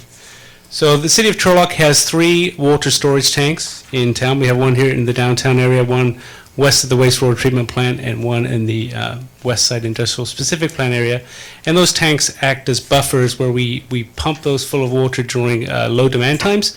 So during peak demand times, we can push that water out into the system. So either in the summer when people are using their sprinklers a lot, or during a fire, we have capacity there to pump that out. And so what we're planning is a new tank in northeast Turlock, about 2.5 million gallons, with a booster pump station, so it pushes the water into the system. And this is for distribution system improvements only. So it's just to improve how we move water around in northeast Turlock. And I apologize if you live in northeast Turlock, you know you have pressure problems out there and you have brown spots in your yard. We do get that complaint. So this addresses an existing deficit we have in that area. And this is for the design of the project only. This is not to construct it. So this will be a design by Carollo Engineers. We come back to the City Council, put it out to bid, award the project for construction. So this is the proposed site. It's on Quincy Road, midway between Ziering and Monte Vista. It's on the east side there, and we're in negotiations with the Good Shepherd Lutheran Church to purchase some property at the back of the site that they have purchased some years ago for a future church. And we'd build one tank with room for a second one, with also a drainage basin out there. So this is the local infrastructure improvements. So you see, this project was originally designed, or the concept was to put additional pipelines in, so as the surface water project got constructed at its larger capacity, we could expand where that water got distributed through our system. What we're looking at is a scaled-back project where we have the tank, a distribution main down Quincy that interconnects with the city system at Christopherson, Monte Vista, and Tuolumne to push that water into the system. Okay, so this project's been contemplated for a while. I know the description talks about the surface water project, and just kind of go back a little bit. The city is a partner with the City of Ceres and the Stanislaus Regional Water Authority and our partner Turlock Irrigation District to build a water treatment plant to bring surface water to the city as a supplemental supply to improve our groundwater situation. But this project's been contemplated for a number of years, and this is our CIP, or capital improvement plan, of our 2 most recent rate studies. So even if we just had a groundwater only system, no surface water project, this project will be needed. What we're really doing is moving it up a couple of years than we originally anticipated, to dovetail in with the design work, and the proposals are being prepared right now by 3 design build teams that are working for with the SRWA, so we can bring together at one time the cost of that entire project, so the council and the board can make a decision whether they want to proceed. But I do have to emphasize that this project will be required whether we did the surface water project or not, We're just asking to design it now so we can dovetail in with the design schedule of the surface water plant to make for more informed decision-making next springtime. And again, this project was already funded through our rate structures and as well as the design work. So we won't affect the existing rate structure that's been adopted by the City Council. So the project was advertised in June of this year. Submittals came in the end of August. We received 5 proposals. We had a city staff review team look at those 5 proposals, whittled down to the top 2. We had interviews with the top 2 firms, and Carollo Engineers were selected as the most responsive firm. And the proposed contract amount is a little bit north of $479,000 with a 5% contingency. So with that, I'd be happy to answer any questions. Any questions of staff? I have, thank you for the presentation. I was just looking at the request for proposal here that we sent out. It's broken up into 2 phases. Right. Correct. And at the completion of phase 1, there's an opportunity to reevaluate the costs and I guess determine whether or not we're going to be moving forward from there. Do you have any estimation as to how much of the cost is on phase 1 versus phase 2 for this project? I remember. I might have a slide. So yeah, so phase 1 so that number includes contingency. So it'll be about potentially up to another $4 or $5 million for phase 2. And again, that's if the project we're going to advance, those are the estimated costs going forward. Any other questions of staff? We'll open this up to the public. Anyone wishing to ask any questions? Moultrie Weiler? Oh, wow, okay. Close the public hearing, and let me just so everyone knows, I don't know, maybe you guys have been hiding or something, but there was an election, and I need you to know that I told 9,000 people that I would stop and look at this surface water treatment plant, and this expenditure for me is a rush. I appreciate what the engineers are doing and their patience, but by forwarding this and the link to the SRWA before really finding a funding, regional to me is not 2 cities in Turlock. I want our ratepayers to know I didn't lie to you. I did not put this on the agenda, and I'm not supporting this at this moment. I do want a water surface treatment plant, but this is not the way I would go about it. What is the will of the council? I think I just want to speak on that. I understand that we all want to be financially responsible moving forward with the taxpayers' dollar. But as I understand it, I spoke to Michael Cook earlier, this allows us to better understand the long-term costs of this project. And I would not want to derail the progress that's already happening and act hastily in this decision-making. In addition to that, I think it speaks to a development on the municipal side that is needed regardless of whether or not we're going to be pushing forward with and I think where there's going to be plenty of opportunities to deliberate as a council how we're going to be moving forward, how we're going to be spending the dollars. Yeah, that's just something I wanted to chime in with. Okay. Any other comments? Yes. Yes. Yeah, I just want to chime in here a little bit. As Michael said, the water treatment storage tank is something that we're going to need to do anyway. And again, you know how I feel about putting things off because they never get cheaper, they always cost more. And I believe it's something that we need to plan for and get ready for. So I think I'm not in favor of putting it off. I would also like to echo some of the comments. I think this is a proactive move that we can also, in layman's terms, almost kill 2 birds with 1 stone. We're able to have a much better, clearer picture of what this will look like in the long run in regards to our water treatment plant. And this is something that needs to happen. We're already hearing the northeast complaints, if you will, of the water pressure and things of that nature, and pushing this ahead with funds that are already allocated, I think is a proactive measure, as well as giving us a much better picture of what the costs are going to look like in the long run. Okay, what's the will of the council?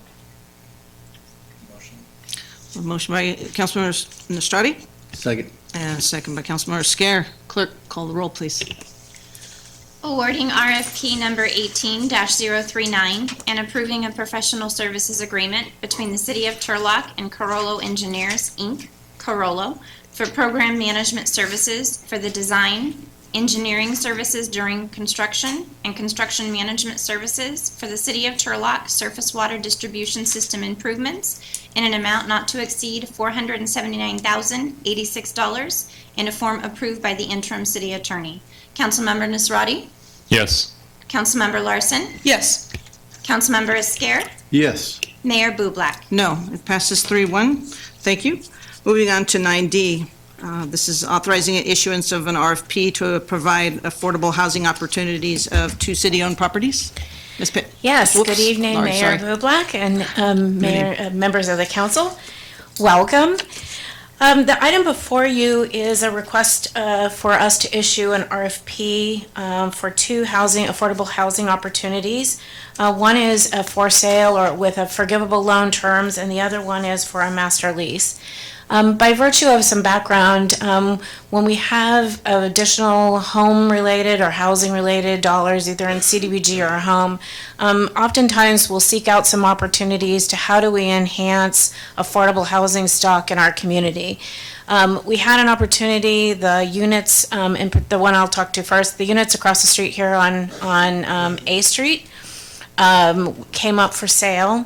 And it's an opportunity to take something that was borderline blight and to make it into something positive in terms of providing affordable units. That they say in the focus on prevention, there are no others. And so what we're asking tonight is authorization for us to do an RFP. We purchased those and then we basically rehabilitated them.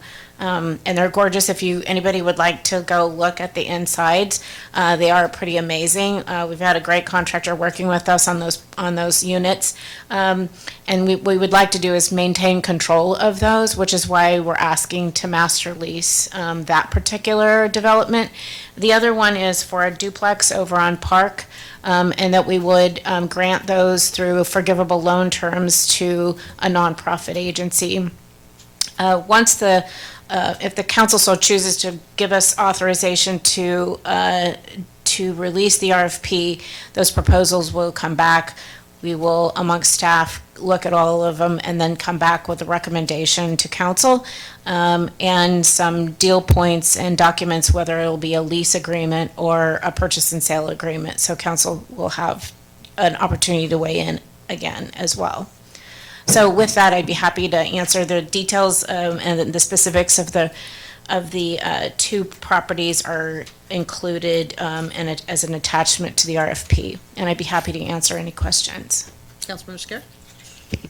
Yes, I understand we have a total of 8 units, correct? And Correct. I know that's not nearly enough, but it's a start.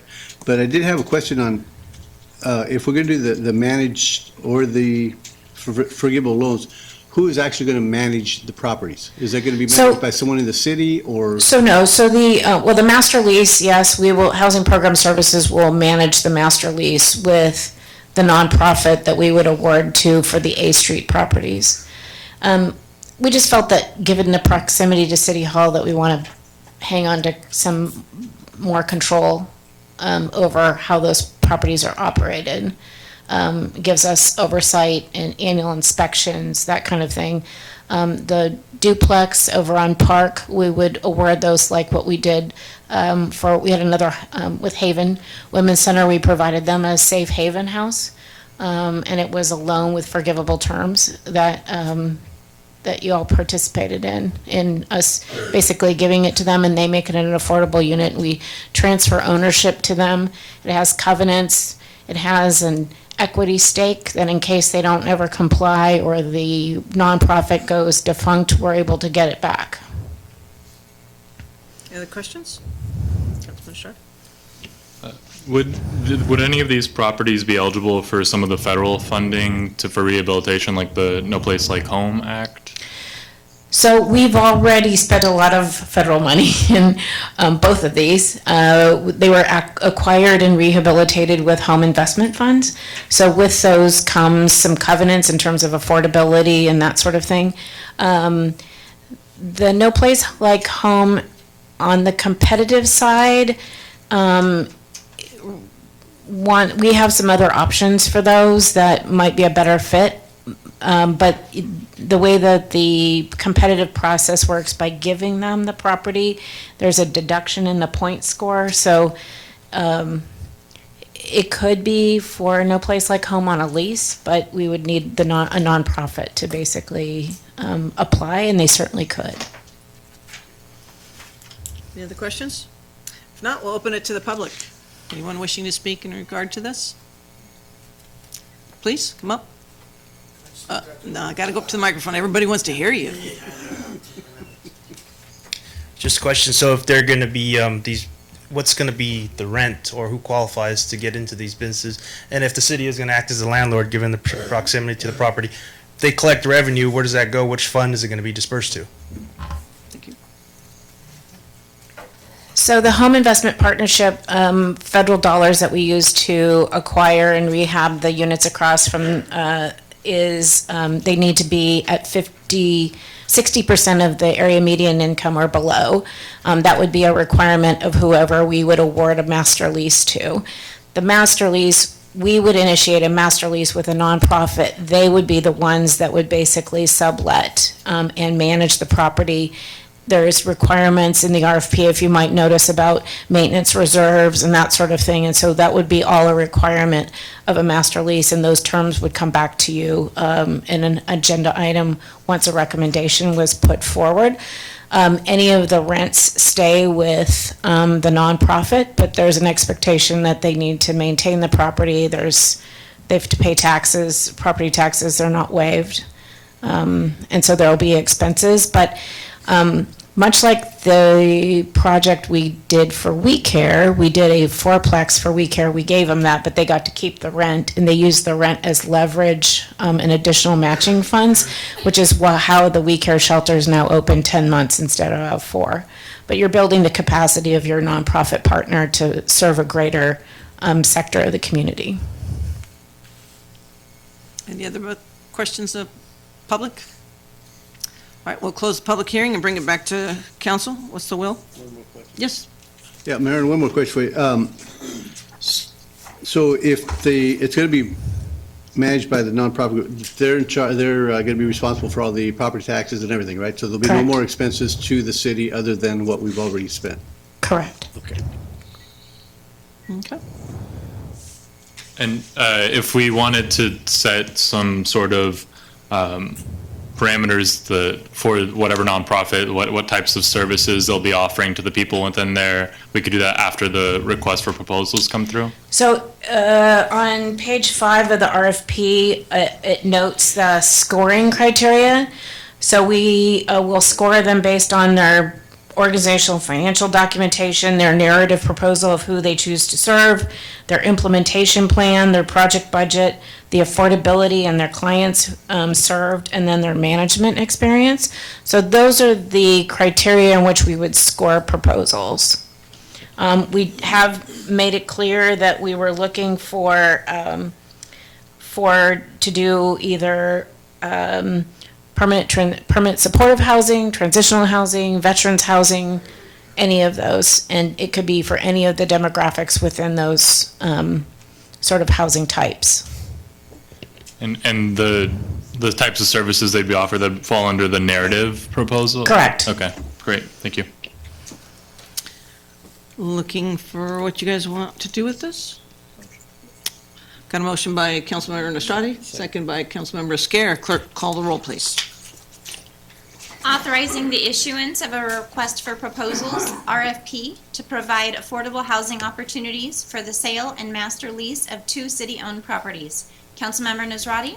Yes. Councilmember Larson? Yes. Councilmember Esquer? Yes. Mayor Bublak? Yes, it passes 4-0. Thank you, Maren.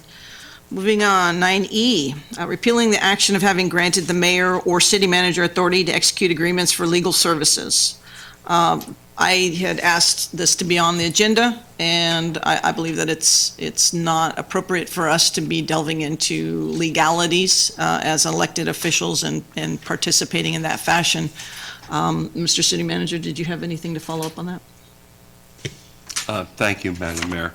And I would just add that the city manager would retain authority to sign agreements under $25,000 because of amendments to code which took place subsequent to the adoption of this. So it's really kind of a vestigial rule, and in accordance with your desire to have authority and responsibility for the county, for the city manager, go to the city manager. That's behind this. Any questions? Okay, we'll open the, I'm sorry, go ahead. No, ahead. The $25,000 limit, do you feel like that's an appropriate level to not like slow things down? I don't expect it would slow things down. I think that provides the manager with all necessary latitude to respond to things that might arise between meetings of the council, and I would much prefer to have council be informed and advised of measures like this, whether in open session or closed. I also know that other cities in this county have a 20,000 level, so we've got a 5,000 on them. Anyhow, I'll open it to the public. Anyone wishing to question, comment? Okay, we'll close that and bring it back. Will of the council? Okay, Councilmember Larson with the motion, and a second from? I will second. From Councilmember Scare. Clerk, call the roll, please. Repealing the action of having granted authority to the mayor or city manager of the city of Turlock to execute agreements for specialized legal services that have been approved as to form by the city attorney. Councilmember Nazrati? Yes. Councilmember Larson? Yes. Councilmember Esquer? Yes. Mayor Bublak? Yes, passes 4-0. Thank you. Now, what we're waiting for. So here's the considering options for city council vacancy for District 4, which I sat in for 2 years. Mr. City Manager, did you want to present? Thank you, Madam Mayor. If you don't mind, I'll do it from here instead of going over to the podium. Turlock Municipal Code, Section 2-1-07C states that any member of the council may run for the office of mayor, and upon election as mayor shall forfeit the office of council member of any district. The November 2018 election put that code into play with the vacancy created in District 4 by operation of Mayor Bublak's election. California Government Code requires the council within 60 days of the commencement of the vacancy to either fill the vacancy by appointment or call a special election to fill the vacancy. There are no state laws or Turlock Municipal Code provisions establishing procedures to make an appointment. There's no formal application process required, and the council has the discretion to appoint any eligible person to the vacancy. Staff has proposed 3 alternatives for consideration by council. Option 1 would be nomination and appointment, and that would be a process by which members of council on their initiative proposed folks for consideration, and the council would follow a process to appoint them. Option 2 would be an application process, publicly advertising the position, soliciting applications from eligible residents of the city, and then following a process that would result in appointment by the council. I would also note that council has the option whether or not to conduct interviews of candidates, in addition to whatever documentary information they may request in the form of resumes and writings and anything else. So council has the ability to choose to interview or not to interview. I would add that if interviews are conducted, they must take place in public and not in a closed session. And then the third option would be a special election held to provide the opportunity for people to run once again with another election. And so those are the three options. Whichever option is chosen by council, staff will provide all necessary support to assist council in making that decision. But we would seek your guidance at this time as to how to proceed. Questions? Councilmember Scarrett? Yes, looking over the options, I'm leaning towards option 2, but I would like to have it, I know it's inferred that the interview process is there, but I would like to see it written into the option that the application and interview process be part of it. Other questions? Yeah, I'm leaning towards option 2 as well. I think as much public participation that we can include in this process, the better it'd be. You know, running for office, just coming off of it, it's a tough thing. They should have to deal with a little bit of public scrutiny. Don't want them to just slide into that seat. And I think, you know, with the application process, one of the things that I think would be good to include in there is, if possible, an ability for them to provide a list of signatures of verified voters within the district, just to like give the application some weight. You know, I had to knock on a lot of doors. They should at least have to make some phone calls, and it doesn't necessarily have to be the thing that really makes them or breaks them, but it would definitely be something that would be valuable information to have. Other thoughts? I also echo leaning towards option 2. I think that it's a very thorough and transparent process that we can provide to our city, and especially given the parameters of 60 days, that's not very much time.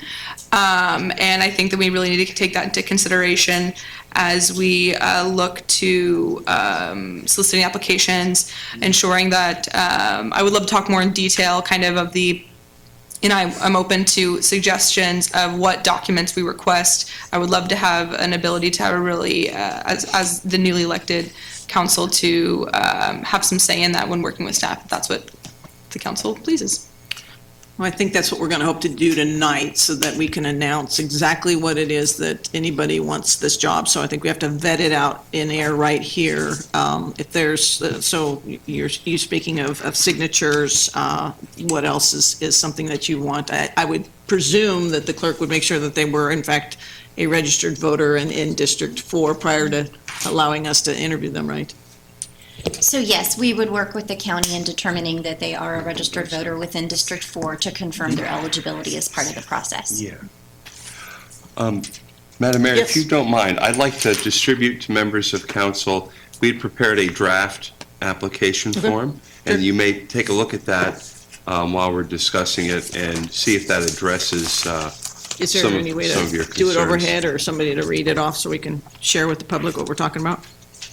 Why don't you, can we put it on the overhead? Yeah, absolutely. Great.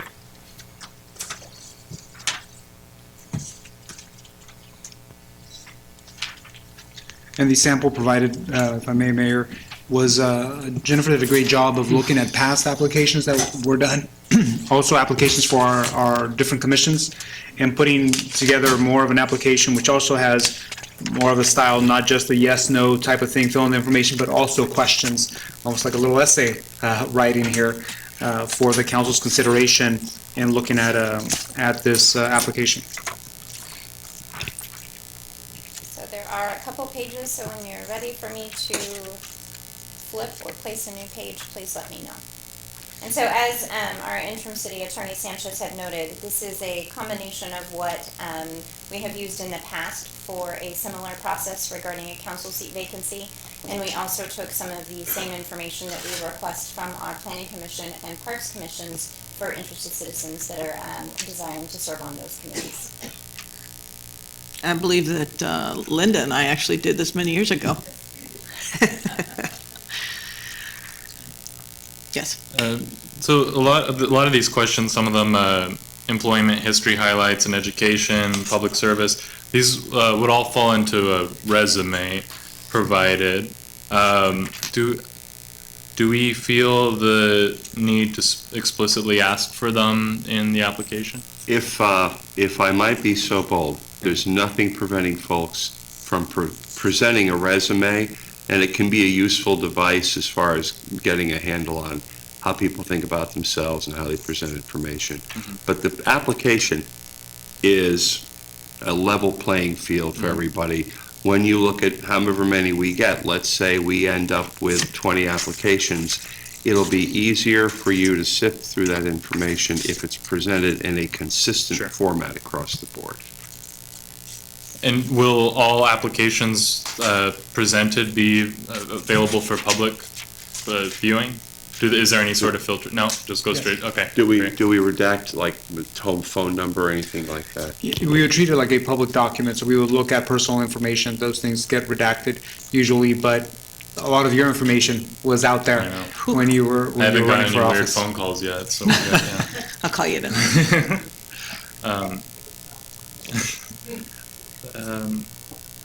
And a question regarding the amount of the time frame surrounding this. I think what we want to do is make sure that we're giving an appropriate amount of time for the applicants to come through and for the public to weigh in. So we have the 60 days that we have to actually appoint, and ideally we get to it as soon as possible without delay. Does anyone have any ideas on what they're thinking an appropriate amount of time to allow for applications to come in? Has the staff made any recommendations on that? We have not. I would say count back from the February meeting, which I think the first meeting in February would be the last time we would be able to act. And I'll let council let me know, is this something that we need to do in a regularly scheduled meeting, or could a special meeting be convened for the purpose of appointment? They could interview in a special meeting, probably, but do they need to make the appointment in a regular meeting? Special meeting works. A lot of councils, because of the 60-day, if the more aggressive schedules as far as interviews, et cetera, special meetings are called. So that's not uncommon, and also they could appoint at a special meeting. So I would leave it to council to decide whether they want to leave the application period open for 14, 21, or 30 days in the interest of keeping the process moving. If you get a lot of applications, you will want to allow sufficient time for interviews to be conducted at council's convenience. And just a point of clarification, by the time we have our first meeting in February, that would be too late. So we're really looking at second meeting in January if you wanted to keep it to regular meetings, or else you could call a special meeting in February, but by the time we have the regular, I think that would be a couple days too late from the 60 days, I believe. So what's the date, the hard date that we need to hit? I believe we had it written down. So we're just shy of, I think we hit 60, the weekend before our second meeting in February, so I believe we're right around February 7th or 8th. And that was just from a quick count on here, so. Okay. Is that February 17th? No, I believe you, 7? February 7th, I'm sorry.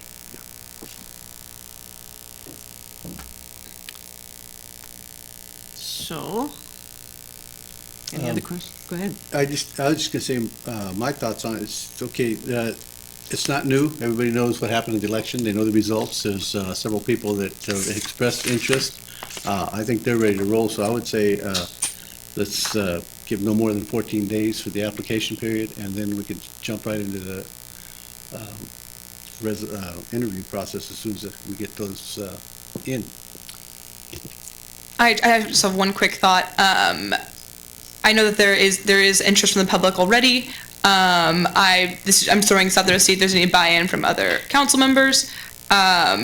If we hit a certain threshold of a number of applications, should we consider a scoring parameter to go and interview? So unless the will of the council is that we interview everybody who enters the application, which is fine. I just don't want to put ourselves between a rock and a hard place with this 60-day parameter that we might need to work much more more quickly, and we might need to maybe narrow out the applications that we have in an objective and clear way before we get into interviews. And that maybe look like, just throwing ideas out, that might look like if we have an X amount of applications and then that triggers the scoring process.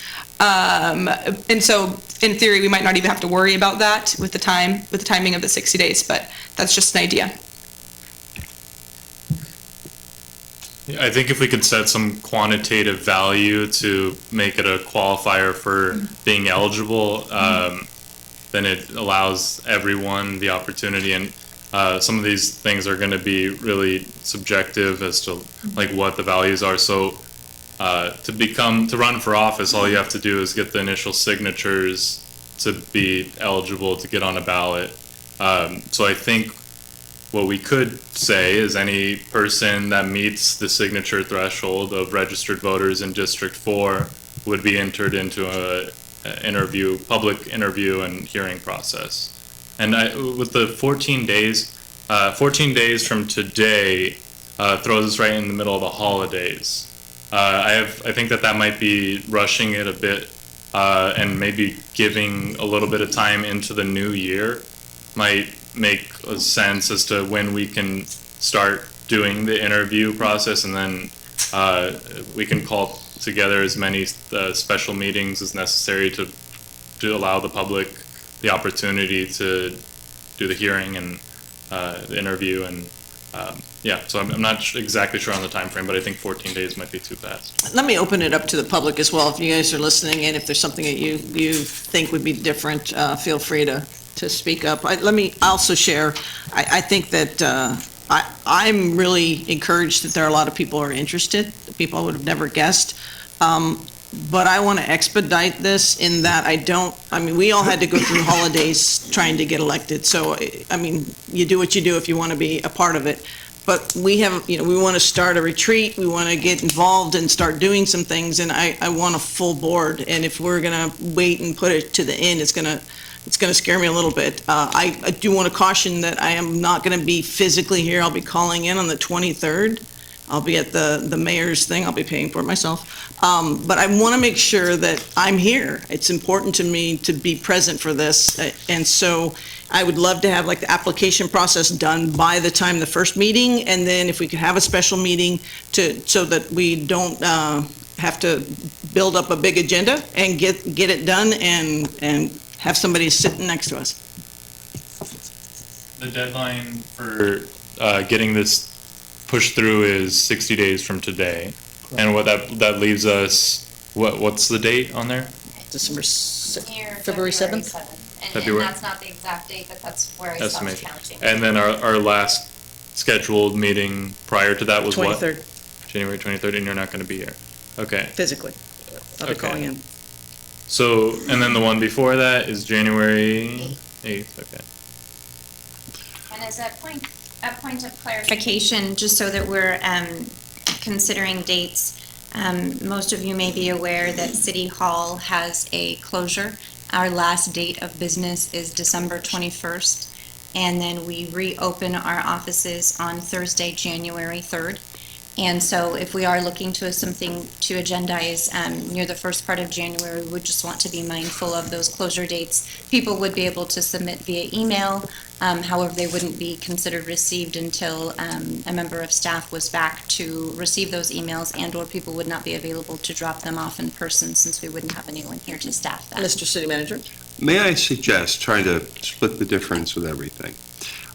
If we were to establish a deadline, a response deadline, I don't think it's too late to say January 7th. That's the Monday.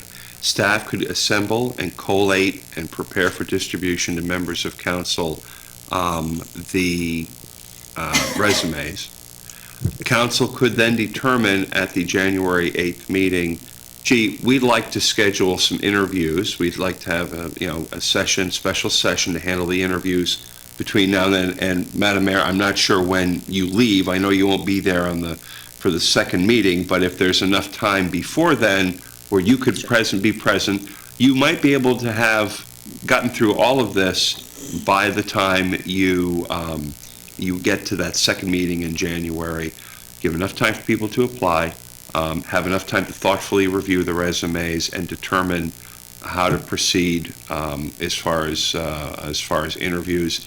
If you get a handful of resumes, then there's no problem or no issue with time in terms of giving everybody an interview. I would suggest that you cross that bridge when you come to it, but let everybody know that any evaluation of their candidacy will be done on the basis of the information submitted in their application and in whatever resume they attach. I like that. So we're looking at January 7th deadline for filing. The January 8th meeting is where we can actually allocate some time for interviews. Correct? And then from there, we would have until potentially January 23rd to make the appointment if we wanted to go with the regularly scheduled. And if there is needed, we could put some special meetings in place between the 8th and the 23rd. And I think maybe even for that, if we have the January 7th deadline and the January 8th scheduled meeting, we could just make it open to the public. Anyone that's applied will be given an opportunity to step in front of the council for an interview. I might suggest that interviewing on the 8th might be jumping the gun a bit. I think you would want a little bit of time. I think the 8th is a good time. You will have the number of resumes. You'll have a sense of the choices. That on the 8th, you would spend your time deciding on step 2, which would be how many interviews, when, and then you would have a final. You could do your interviews and then vote and deliberate internally and then vote on the 23rd. I like it.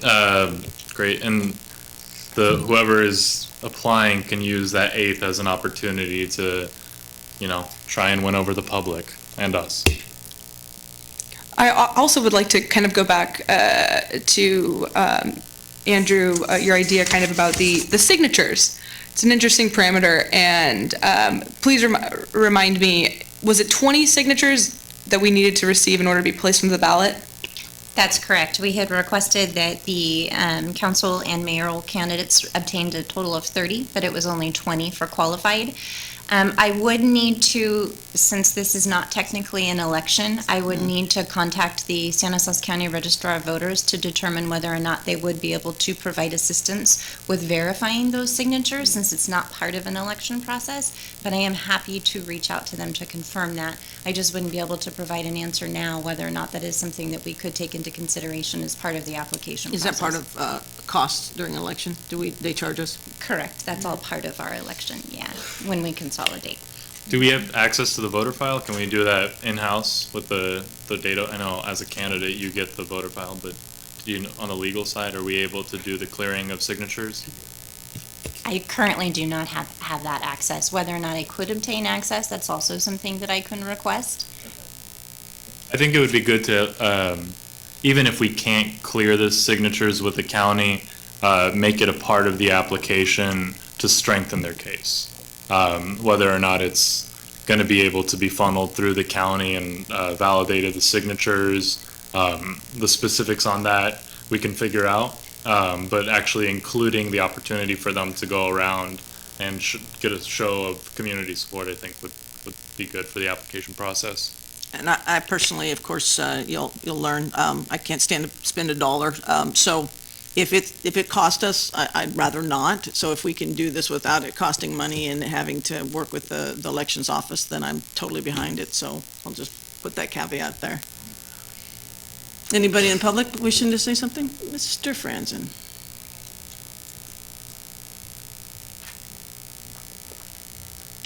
Good evening, Honorable Mayor, City Council members. Just have a question. Is that 60 days, is that a deadline to just decide what to do, or is that to actually fill it? That's to fill the vacancy. To fill it? Under government code. Okay, thanks. Ms. Jensen?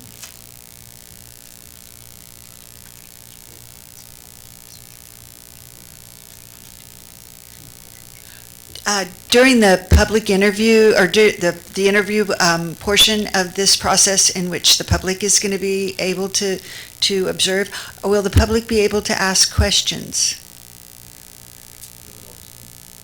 I'm thinking of the League of Women Voters and the little index cards and the...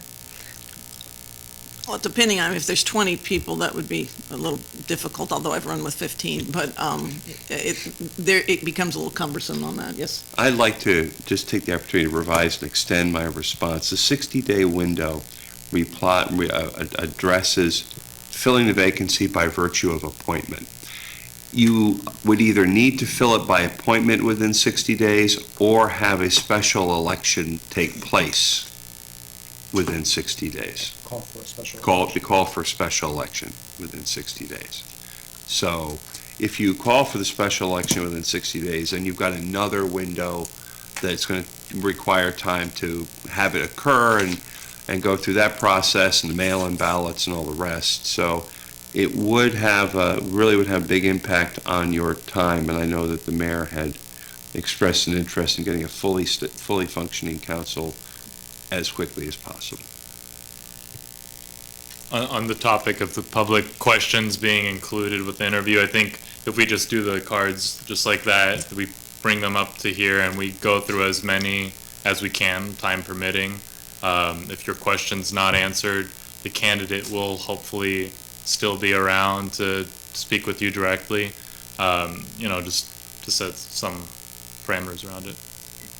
I would also like to add to that concern that if we do set the deadline of January 7th and we have a really good idea of the number of people, I think that hopefully in that 7th of January meeting, we'll be able to really hammer out specifically what our interview process will look like, and to ensure that it's extremely objective. And I would like to see from public interviews that I've seen in the past, and I would encourage us to look at what other cities have done, that the questions and things like that are applied to everyone who is there, that we don't have one person. But this will be details I hope that I would want to see hammered out in the 7th meeting, but one person having a different question than somebody else, to make sure that it's extremely objective and a true equitable way to assess everybody's positions on things. Yes, ma'am, please come up. Just let us know who you are, please. Hello, my name is Myrna Wax, and I'm a resident of Area 4. My question is on this, what form do you visualize the signatures? Is it like a petition that we would bring around to people that live in our district, or how do you see we get these signatures, and do they just give their name and address and phone number? Is it on some piece of paper? Yeah, I think and I won't speak directly for Andrew, but I think that what we're both kind of interested in, and I'm also under the understanding the same as Mayor Bublak, that given the cost of this makes sense. It would look a lot like the ones that we had to obtain for putting our name on the ballot, which from what I can recall was just name, I think it was your address, and a signature. To follow through that process. But I really echo that sentiment that the point of not going from our perspective is the costing a lot of money to go through this process, something we're trying to avoid. And I would love to know if we do go with this option, there's a parameter that, yes, I would love to see that the signatures be obtained if financially the burden is not what we fear. Okay, so let him hear. Go ahead, Mayor, please. Just a quick comment on the signatures. It may be that the signatures are obtained. If we start the application process quickly, probably it'll ask for the signatures if that's what the council would like. It may be that the city council, the signatures will just not be verified. It'll have the name, the address, the signature. We may just not go through the formality. We'll work with the county for help, but if they're going to charge us for it, so far, message received. We don't want to pay for that. And also, that with our signatures, it was if you got the first signature of resident X, then that one didn't count for the second person who ever turned it in. So that would be a really hard thing to monitor. Yeah, I think I'm perfectly okay with it just being a formality where they submit it. It's going to be up there for public scrutiny if they're submitting signatures that an address isn't, that aren't real. Eventually, the public will have the opportunity to see that. I don't think people will be doing that, but go ahead. Just questions about that then. How should we qualify the signatures in the sense, do they need to be registered voters or can they simply be residents of District 4? Right. You're not going to be able to. You know, what information, we want to have a level playing field, so we would like, staff would appreciate the direction of, okay, they need to sign with their name, print their name, provide their address and a phone number where they can be contacted, if there's any controversy, and then probably the date on which the signature was collected, which would address any kind of lingering concerns about when if somebody signed for 2, who signed first. If they both signed the same day, well, what the heck, we'll just, throw it up in the air. But if we're going to do this, we would want to know on the staff side, what's the format and what are the requirements? Yeah, I think expectation is that they are registered voters in District 4, and maybe even including that as are you a registered voter in District 4? Because it could strengthen your case, if you're able to get a lot of signatures for people that are outside District 4 but are in Turlock, just to give a more understanding of weights of the application. If you collect hundreds of signatures but they're from other districts, you can still include them but indicate that they're not registered District 4. Maybe that's an option. Please, go ahead. Congratulations, council. My voice is gone. Becky Hackler Ariano. I'm a resident of District 4, and I was actually a part of the process in which Bev Hatcher was also nominated, and we went through the same process. I'm a former county employee. I think the signatures is a good thing, and I think that, you want to make somebody want the position. However, working for the Board of Supervisors, as I did, I can guarantee you that you will not get the signatures back in a timely manner. It takes, anywhere from 2 to 4 months, and the city clerk would have to be involved in that process as well. Since it is the end of the year and we have to hit the ground running, there's so many things to do. And maybe I may make a suggestion that, you have to have 5 letters of reference, maybe, from, people inside the district or people outside the district. Maybe it needs to be somebody outside the district. And maybe we need to add something on the bottom that said, if you are appointed, will you, further your, election process if you would want to continue. And that might be something that needs to be added, on the bottom of the application. So it's not just a 2-year appointment, it's actually, will you be benefiting the council, not just for 2 years, you guys have been elected for 4 years, maybe we add that on the bottom. And it does need to be on the website. I think, the process before was not very transparent. So I think in the age of transparency that we're in now, it does need to be on the website, and it should be able to be electronically either emailed, and I do know that you guys are gone. So, maybe to add a few more questions to the application and then have it be available on the website, and, maybe those letters of intent or letters of support might, further the process along a little bit faster. So I know you guys I ran in Madera. I totally understand the legwork that you all went through. So congratulations and thank you. Clarification. Sure. So you said including in the application a question of like an intent to run beyond. Is that what you mean? Yes. Okay. Okay. Yeah, what is your intent? Is this just to fill the 2-year vacancy and then you're backing out, or what are your intentions for future? So I think that would be a good thing to know. Anyone else in the public want to ask some questions? Okay, we're going to close the public hearing, bring it back, and try and kind of see where we're at. So we've talked about changing, it's option 2, looks like it's where we're kind of leaning. Application and interview process and appointment is, we're adding that word. So it looked like there was a January 7th was kind of where is that somewhere where we're going with that? And then this application plus what? If we're going to put a motion out there, what is it that you want it to add besides this? So will of you guys. A section to show public support that allows them to collect community signatures from registered voters in the district. Okay, so how many would you think was appropriate? 20? I think that they can include as,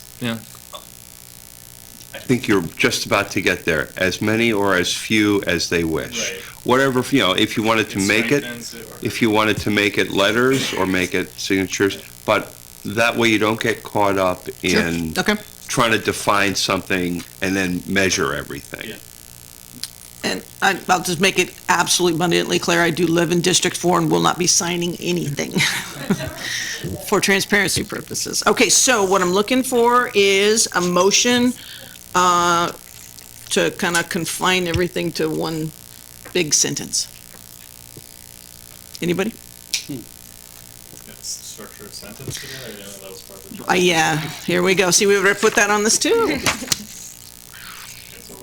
So, Appoint following an application period with interview and amend the application to have signature of public support? Yeah. By January 7th. By January 7th, correct, yeah. Right. Sorry, a point of clarification. Are just based on the public comment as well, are these signatures, I know that we can't necessarily check them, that's what we're trying to discuss, but can we put the parameter of having them be from District 4? That's kind of my opinion. I think that we were voted here by our district. I think that it's very important. Here's my suggestion. Just have them put their address on. Make sure they put their address on. It'll be easier to tell that way. Signature, printed name, address, phone number. Okay, so, Madam Clerk, are you, Yeah, but we'll have a way to at least verify an address. so we're gonna make sure we have the January 7th deadline, and then, how soon can we anticipate that this application will be online? And how they would receive it? I guess that needs to be part of this as well. So if you're gonna submit an application, Yeah. we need to know. Can we do it this week? Yes, absolutely. I'll work with IT staff to confirm that we can put this online. We do have a current place that we have any vacancies posted having to do with our Planning Commission, Park Commission, but I'll also work to see if we can add something to our homepage. That way, when individuals visit our website, it's a filter that they immediately see, has a little bit more attention to And it. it will be received only electronically, because you're not gonna be here for like Christmas Day, I guess you're not gonna be here? Is that true? So are we saying only submit via email, or Well, how it would do you be, want the this? hard problem would be if you're asking people to Signatures. collect signatures. Sure, you want the verification. They could, they can go to the trouble of scanning it and, putting it into a PDF. Why don't we just make it, they can download it and print it. Okay. Or they can send it in, and you know what, they might fill it out online, they might not submit any signatures, and you get to weigh that. Sure, You know? absolutely. So we'll have it done as a form online that they can print out or complete online. So are you able to read that back? I think so. I'll clarify. And the last point Actually, I'm sorry, we don't have a No, motion you're yet. good. The We don't last have- point of clarification regarding it being a fillable application online, I will confirm with IT just to make sure that that doesn't waylay the process. Sure. Because I do want to make sure that we do it in a timely manner. And so in the event that we have to post the application, they either have to print it or they have to create as a fillable, and we have them either submitted to my email or in person. But we will make sure to include on the application period, not only the application due date, but we will put a note on there regarding the City Hall closure so that they are mindful and can plan for that as part of the application process. And so we just, it's a form they can download, they can fill it out, walk it in by hand, or they can fill it out, scan it, and email it to you. Correct. Let's not go down the online fillable Perfect. form road. That takes us. And of course, media will pick this up and help us out by promoting it, right? Let us to be. Anyhow, so we're looking for a motion that's going to read like. So let me confirm, and I may have missed the first part, but let me confirm what I have. Providing direction to staff regarding an application with interview process, amending the application to include signatures of public support from registered voters within District 4, establishing the application due date of January 7th, 2019, to fill the council vacancy for District 4 through appointment by the city council. What am I missing? That was exactly how I said it. And that was your motion. Okay, and it was seconded by Councilmember Scare. Okay, so I Clerk, have a please. motion by Councilmember Nisrati and a second by Councilmember Esquer. Roll call, please. Providing direction to staff regarding an application with interview process, amending the application to include signatures of public support from registered voters within District 4, establishing the application due date of January 7th, 2019, to fill the council vacancy for District 4 through appointment by the City Council. Councilmember Nisrati? I'm sorry. One thing, should we have, I noticed this application doesn't have any financial disclosure included in it. Our applications do. Are they still gonna have to go through that with? So have you been arrested, or have you have any bankruptcies, or is that what you're asking? The actual financial disclosure forms of like 460s and things like that. Are they gonna have to submit those as well? So the Form 460s or the Form 410, those are more campaign related. Okay. However, they will, if they are appointed, and they do assume a position as city council, they will need to complete a Form 700, which is the Statement of Economic Interest form provided by the Fair Political Practices Commission, which they would be required to disclose investments, property, different things like that. So, but that would be if they are appointed to serve as a member of council. You just kind of triggered my police moment here. So I really actually think that we all had to say if we'd been arrested and if we had bankruptcy. I think that should be on there as well. I think that's something that we should know if we're going to have the public trust of money and this person's going to be appointed. The direction I would say is those forms that we have to fill out when we start campaigning, any types of questions, so like the arrests, the bankruptcy, and then sort of any sort of conflicts of interest that may arise for the public to know on the financial side, if we can include an area for them to disclose any of that. That'd be hard to do, though. Could you just include or have them submit with their application those forms completed just as if they were going to be a candidate? Sure. They get to the 700 if and when they get appointed, but you want to hold them to that same standard. I think that's good. Okay. Are you with us? So amend my amendment, if you could just. Okay. And do you accept his amendment? I do. Okay, second is still, Oh, I hate saying that. I'm sorry. I know, not me, no. I'm sorry, Madam Clerk. Sorry, You gotta struggle. I was just trying to think about which forms that council candidates had to complete that indicated or had questioned regarding arrest, bankruptcy. I know that there was the Form 700, which was the financial disclosure, but can someone help me recall which forms reference bankruptcy and arrest? I've filled it out every time, but I can't tell you which form it was.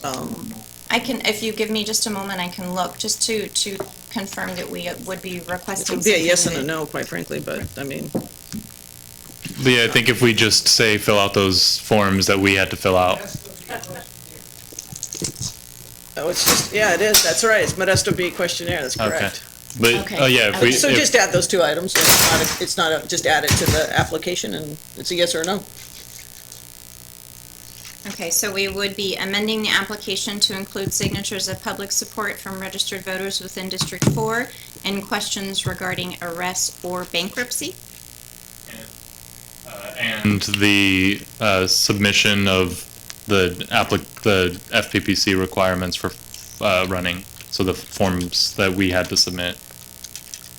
So any personal disclosure forms provided, that would be required by the FPPC. Correct. For a candidate. And again, their applications can be incomplete if they didn't want to provide those, but our desire is that they submit those and. Now, Let's see, I'm just trying to think. No, there are no requirements for. Mr. Sanchez? And just so we could have the latitude, we'll double check, since I know we're moving fast and the intent is to move fast, since we don't have another meeting in December. We'll double check what we ask as well. If there's any issue, as long as we get the flexibility of council to not put that in, that way we don't have to come back to the council. So we'll do that quickly as well. So I'll modify that to say amending the application to include signatures of public support from registered voters within District 4 and considering adding questions regarding arrest, bankruptcy, and filing of the FPPC Form 700 conflict of interest statement. Yep. Okay, call the roll, please. Councilmember Nasrati?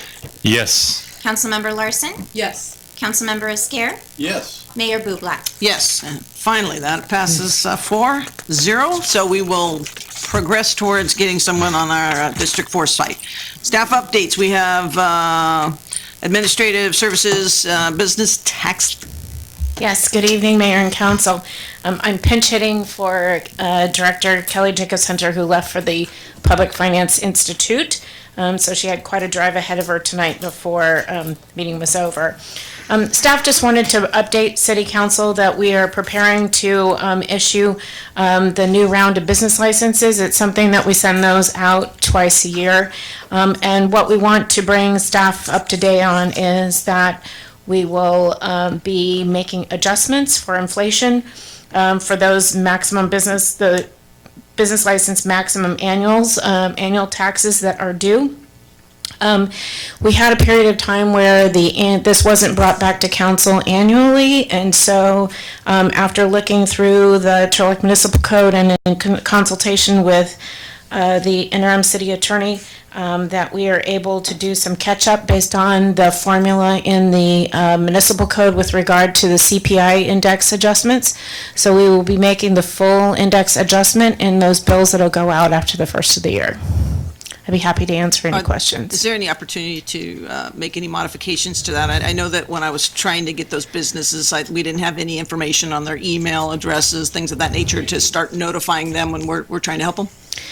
So a couple of things that we're actually working on right now, is that now that all the business licenses are converted into our new World or Tyler technology system, there is those fields available, and that we're also looking at doing some auditing based on information, sales tax, business license tax, with the Board of Equalization data that were provided, and what they're self-reporting.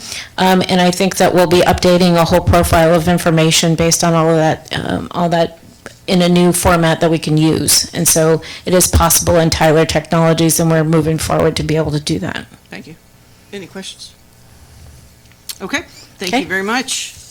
All right, then let me see, we have a development services projects, capital projects, and that will be just provided in your packet. Fire department, did you want to talk about somebody's birthday? I think Fire Marshal's got a birthday going on today. Is that true? Yeah, it is. Happy birthday, Mark. Happy birthday. All right. Municipal services. Mr. Cook, did you want to come up here and talk to us? Or you want to start us in the happy birthday song? What do you got? I'm just picturing the fire marshal's cake with the candles on it. Right? It'd be quite Man. Sorry, Mark. Anyway, just to let you know, this Thursday is the regular meeting of the West Turlock Sub-Basin Groundwater Sustainability Agency, which is a local agency that works on groundwater issues in our region.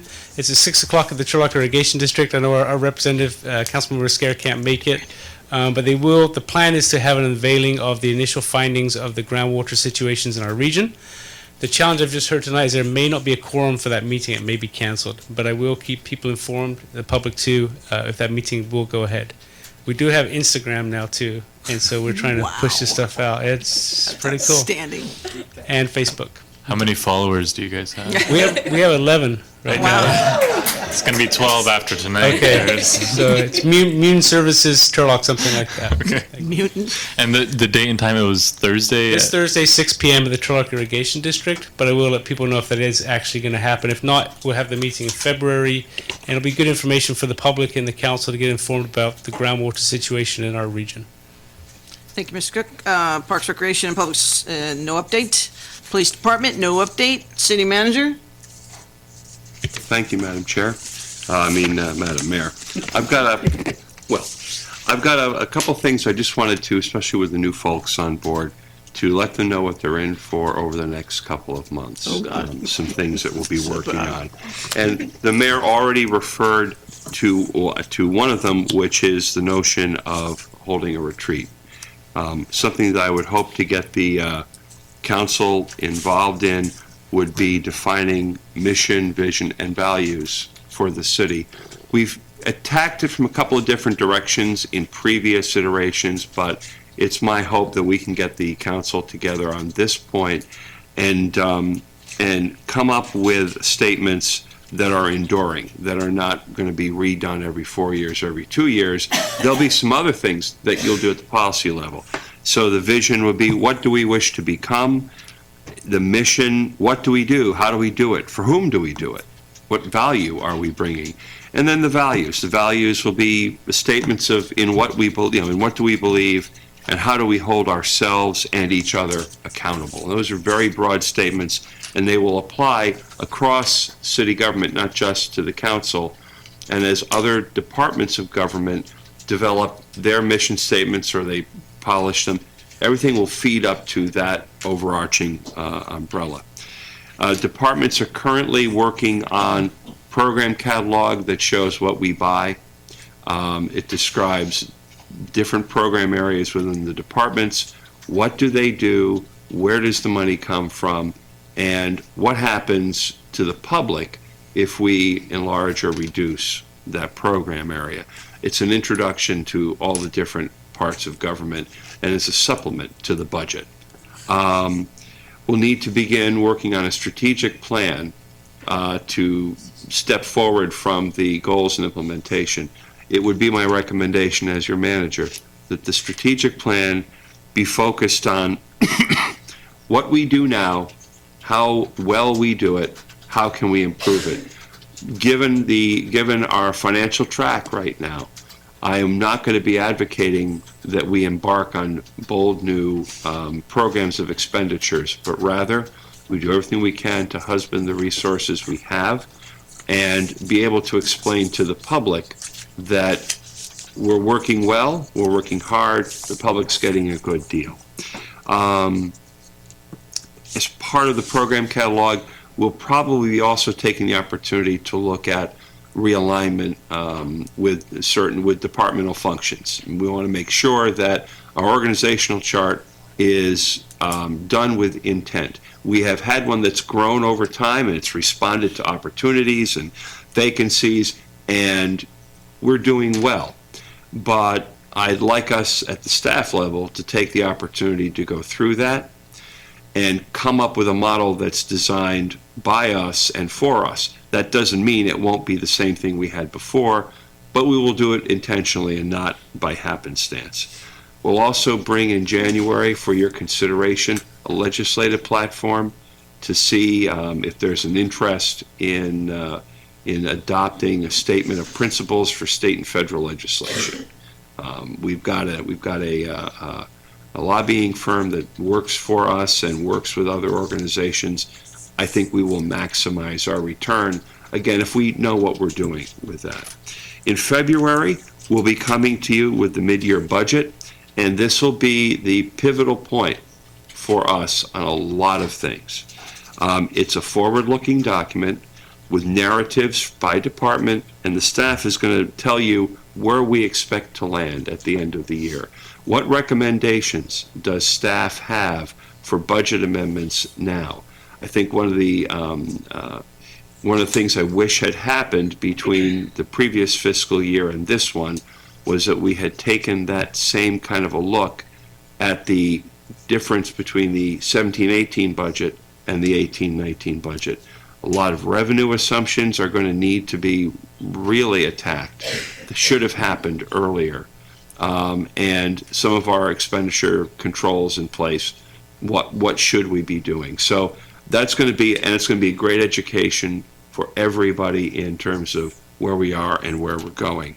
And that mid-year budget will include a restatement of our city policies, our debt policy, our investment policy, priorities for resource reduction where necessary, and also a fiscal calendar so everybody knows, okay, this is the budget process, these are our reporting requirements, and so there's a clear roadmap of deadlines and requirements and third quarter report, all the rest of that.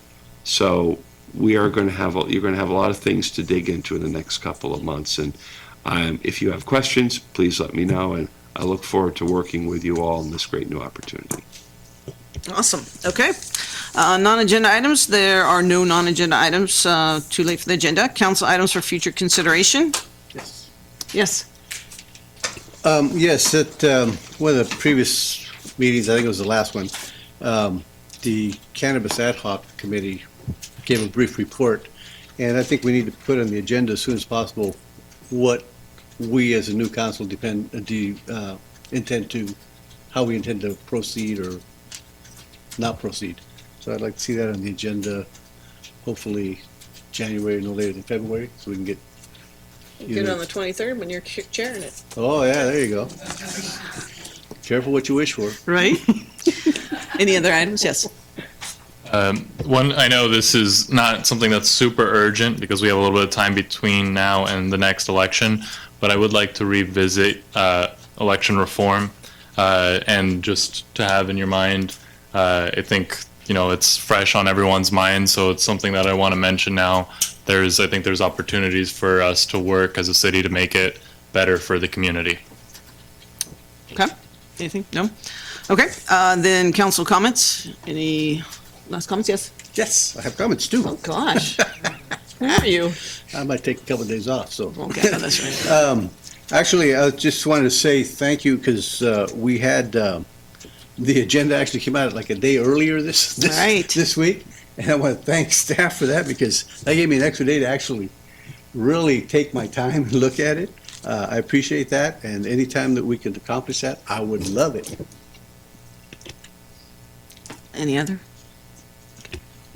I just want to say thank you I had a meeting all the department heads. Looking forward to working with you. Very excited, and also with my fellow council members and colleagues and the executive team. And just want to give a shout out to my family back there. They've been with me since the beginning, and just thanks guys for sticking through the first meeting of many. If they come to all the rest of them. Right.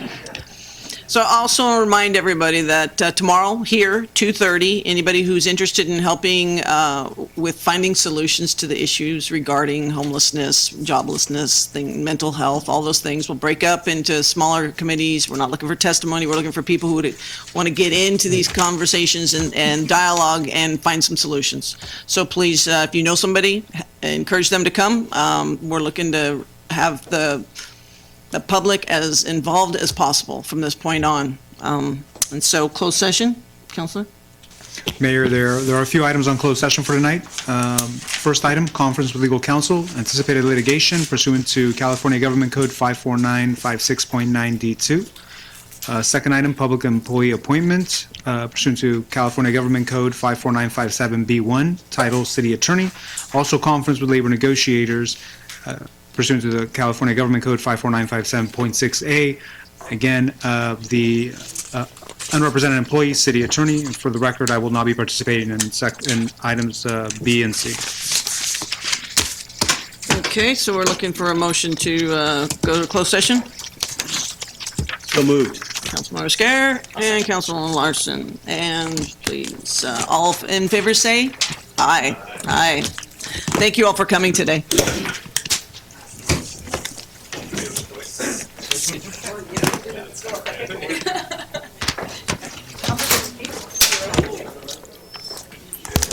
Gotta take my cookie.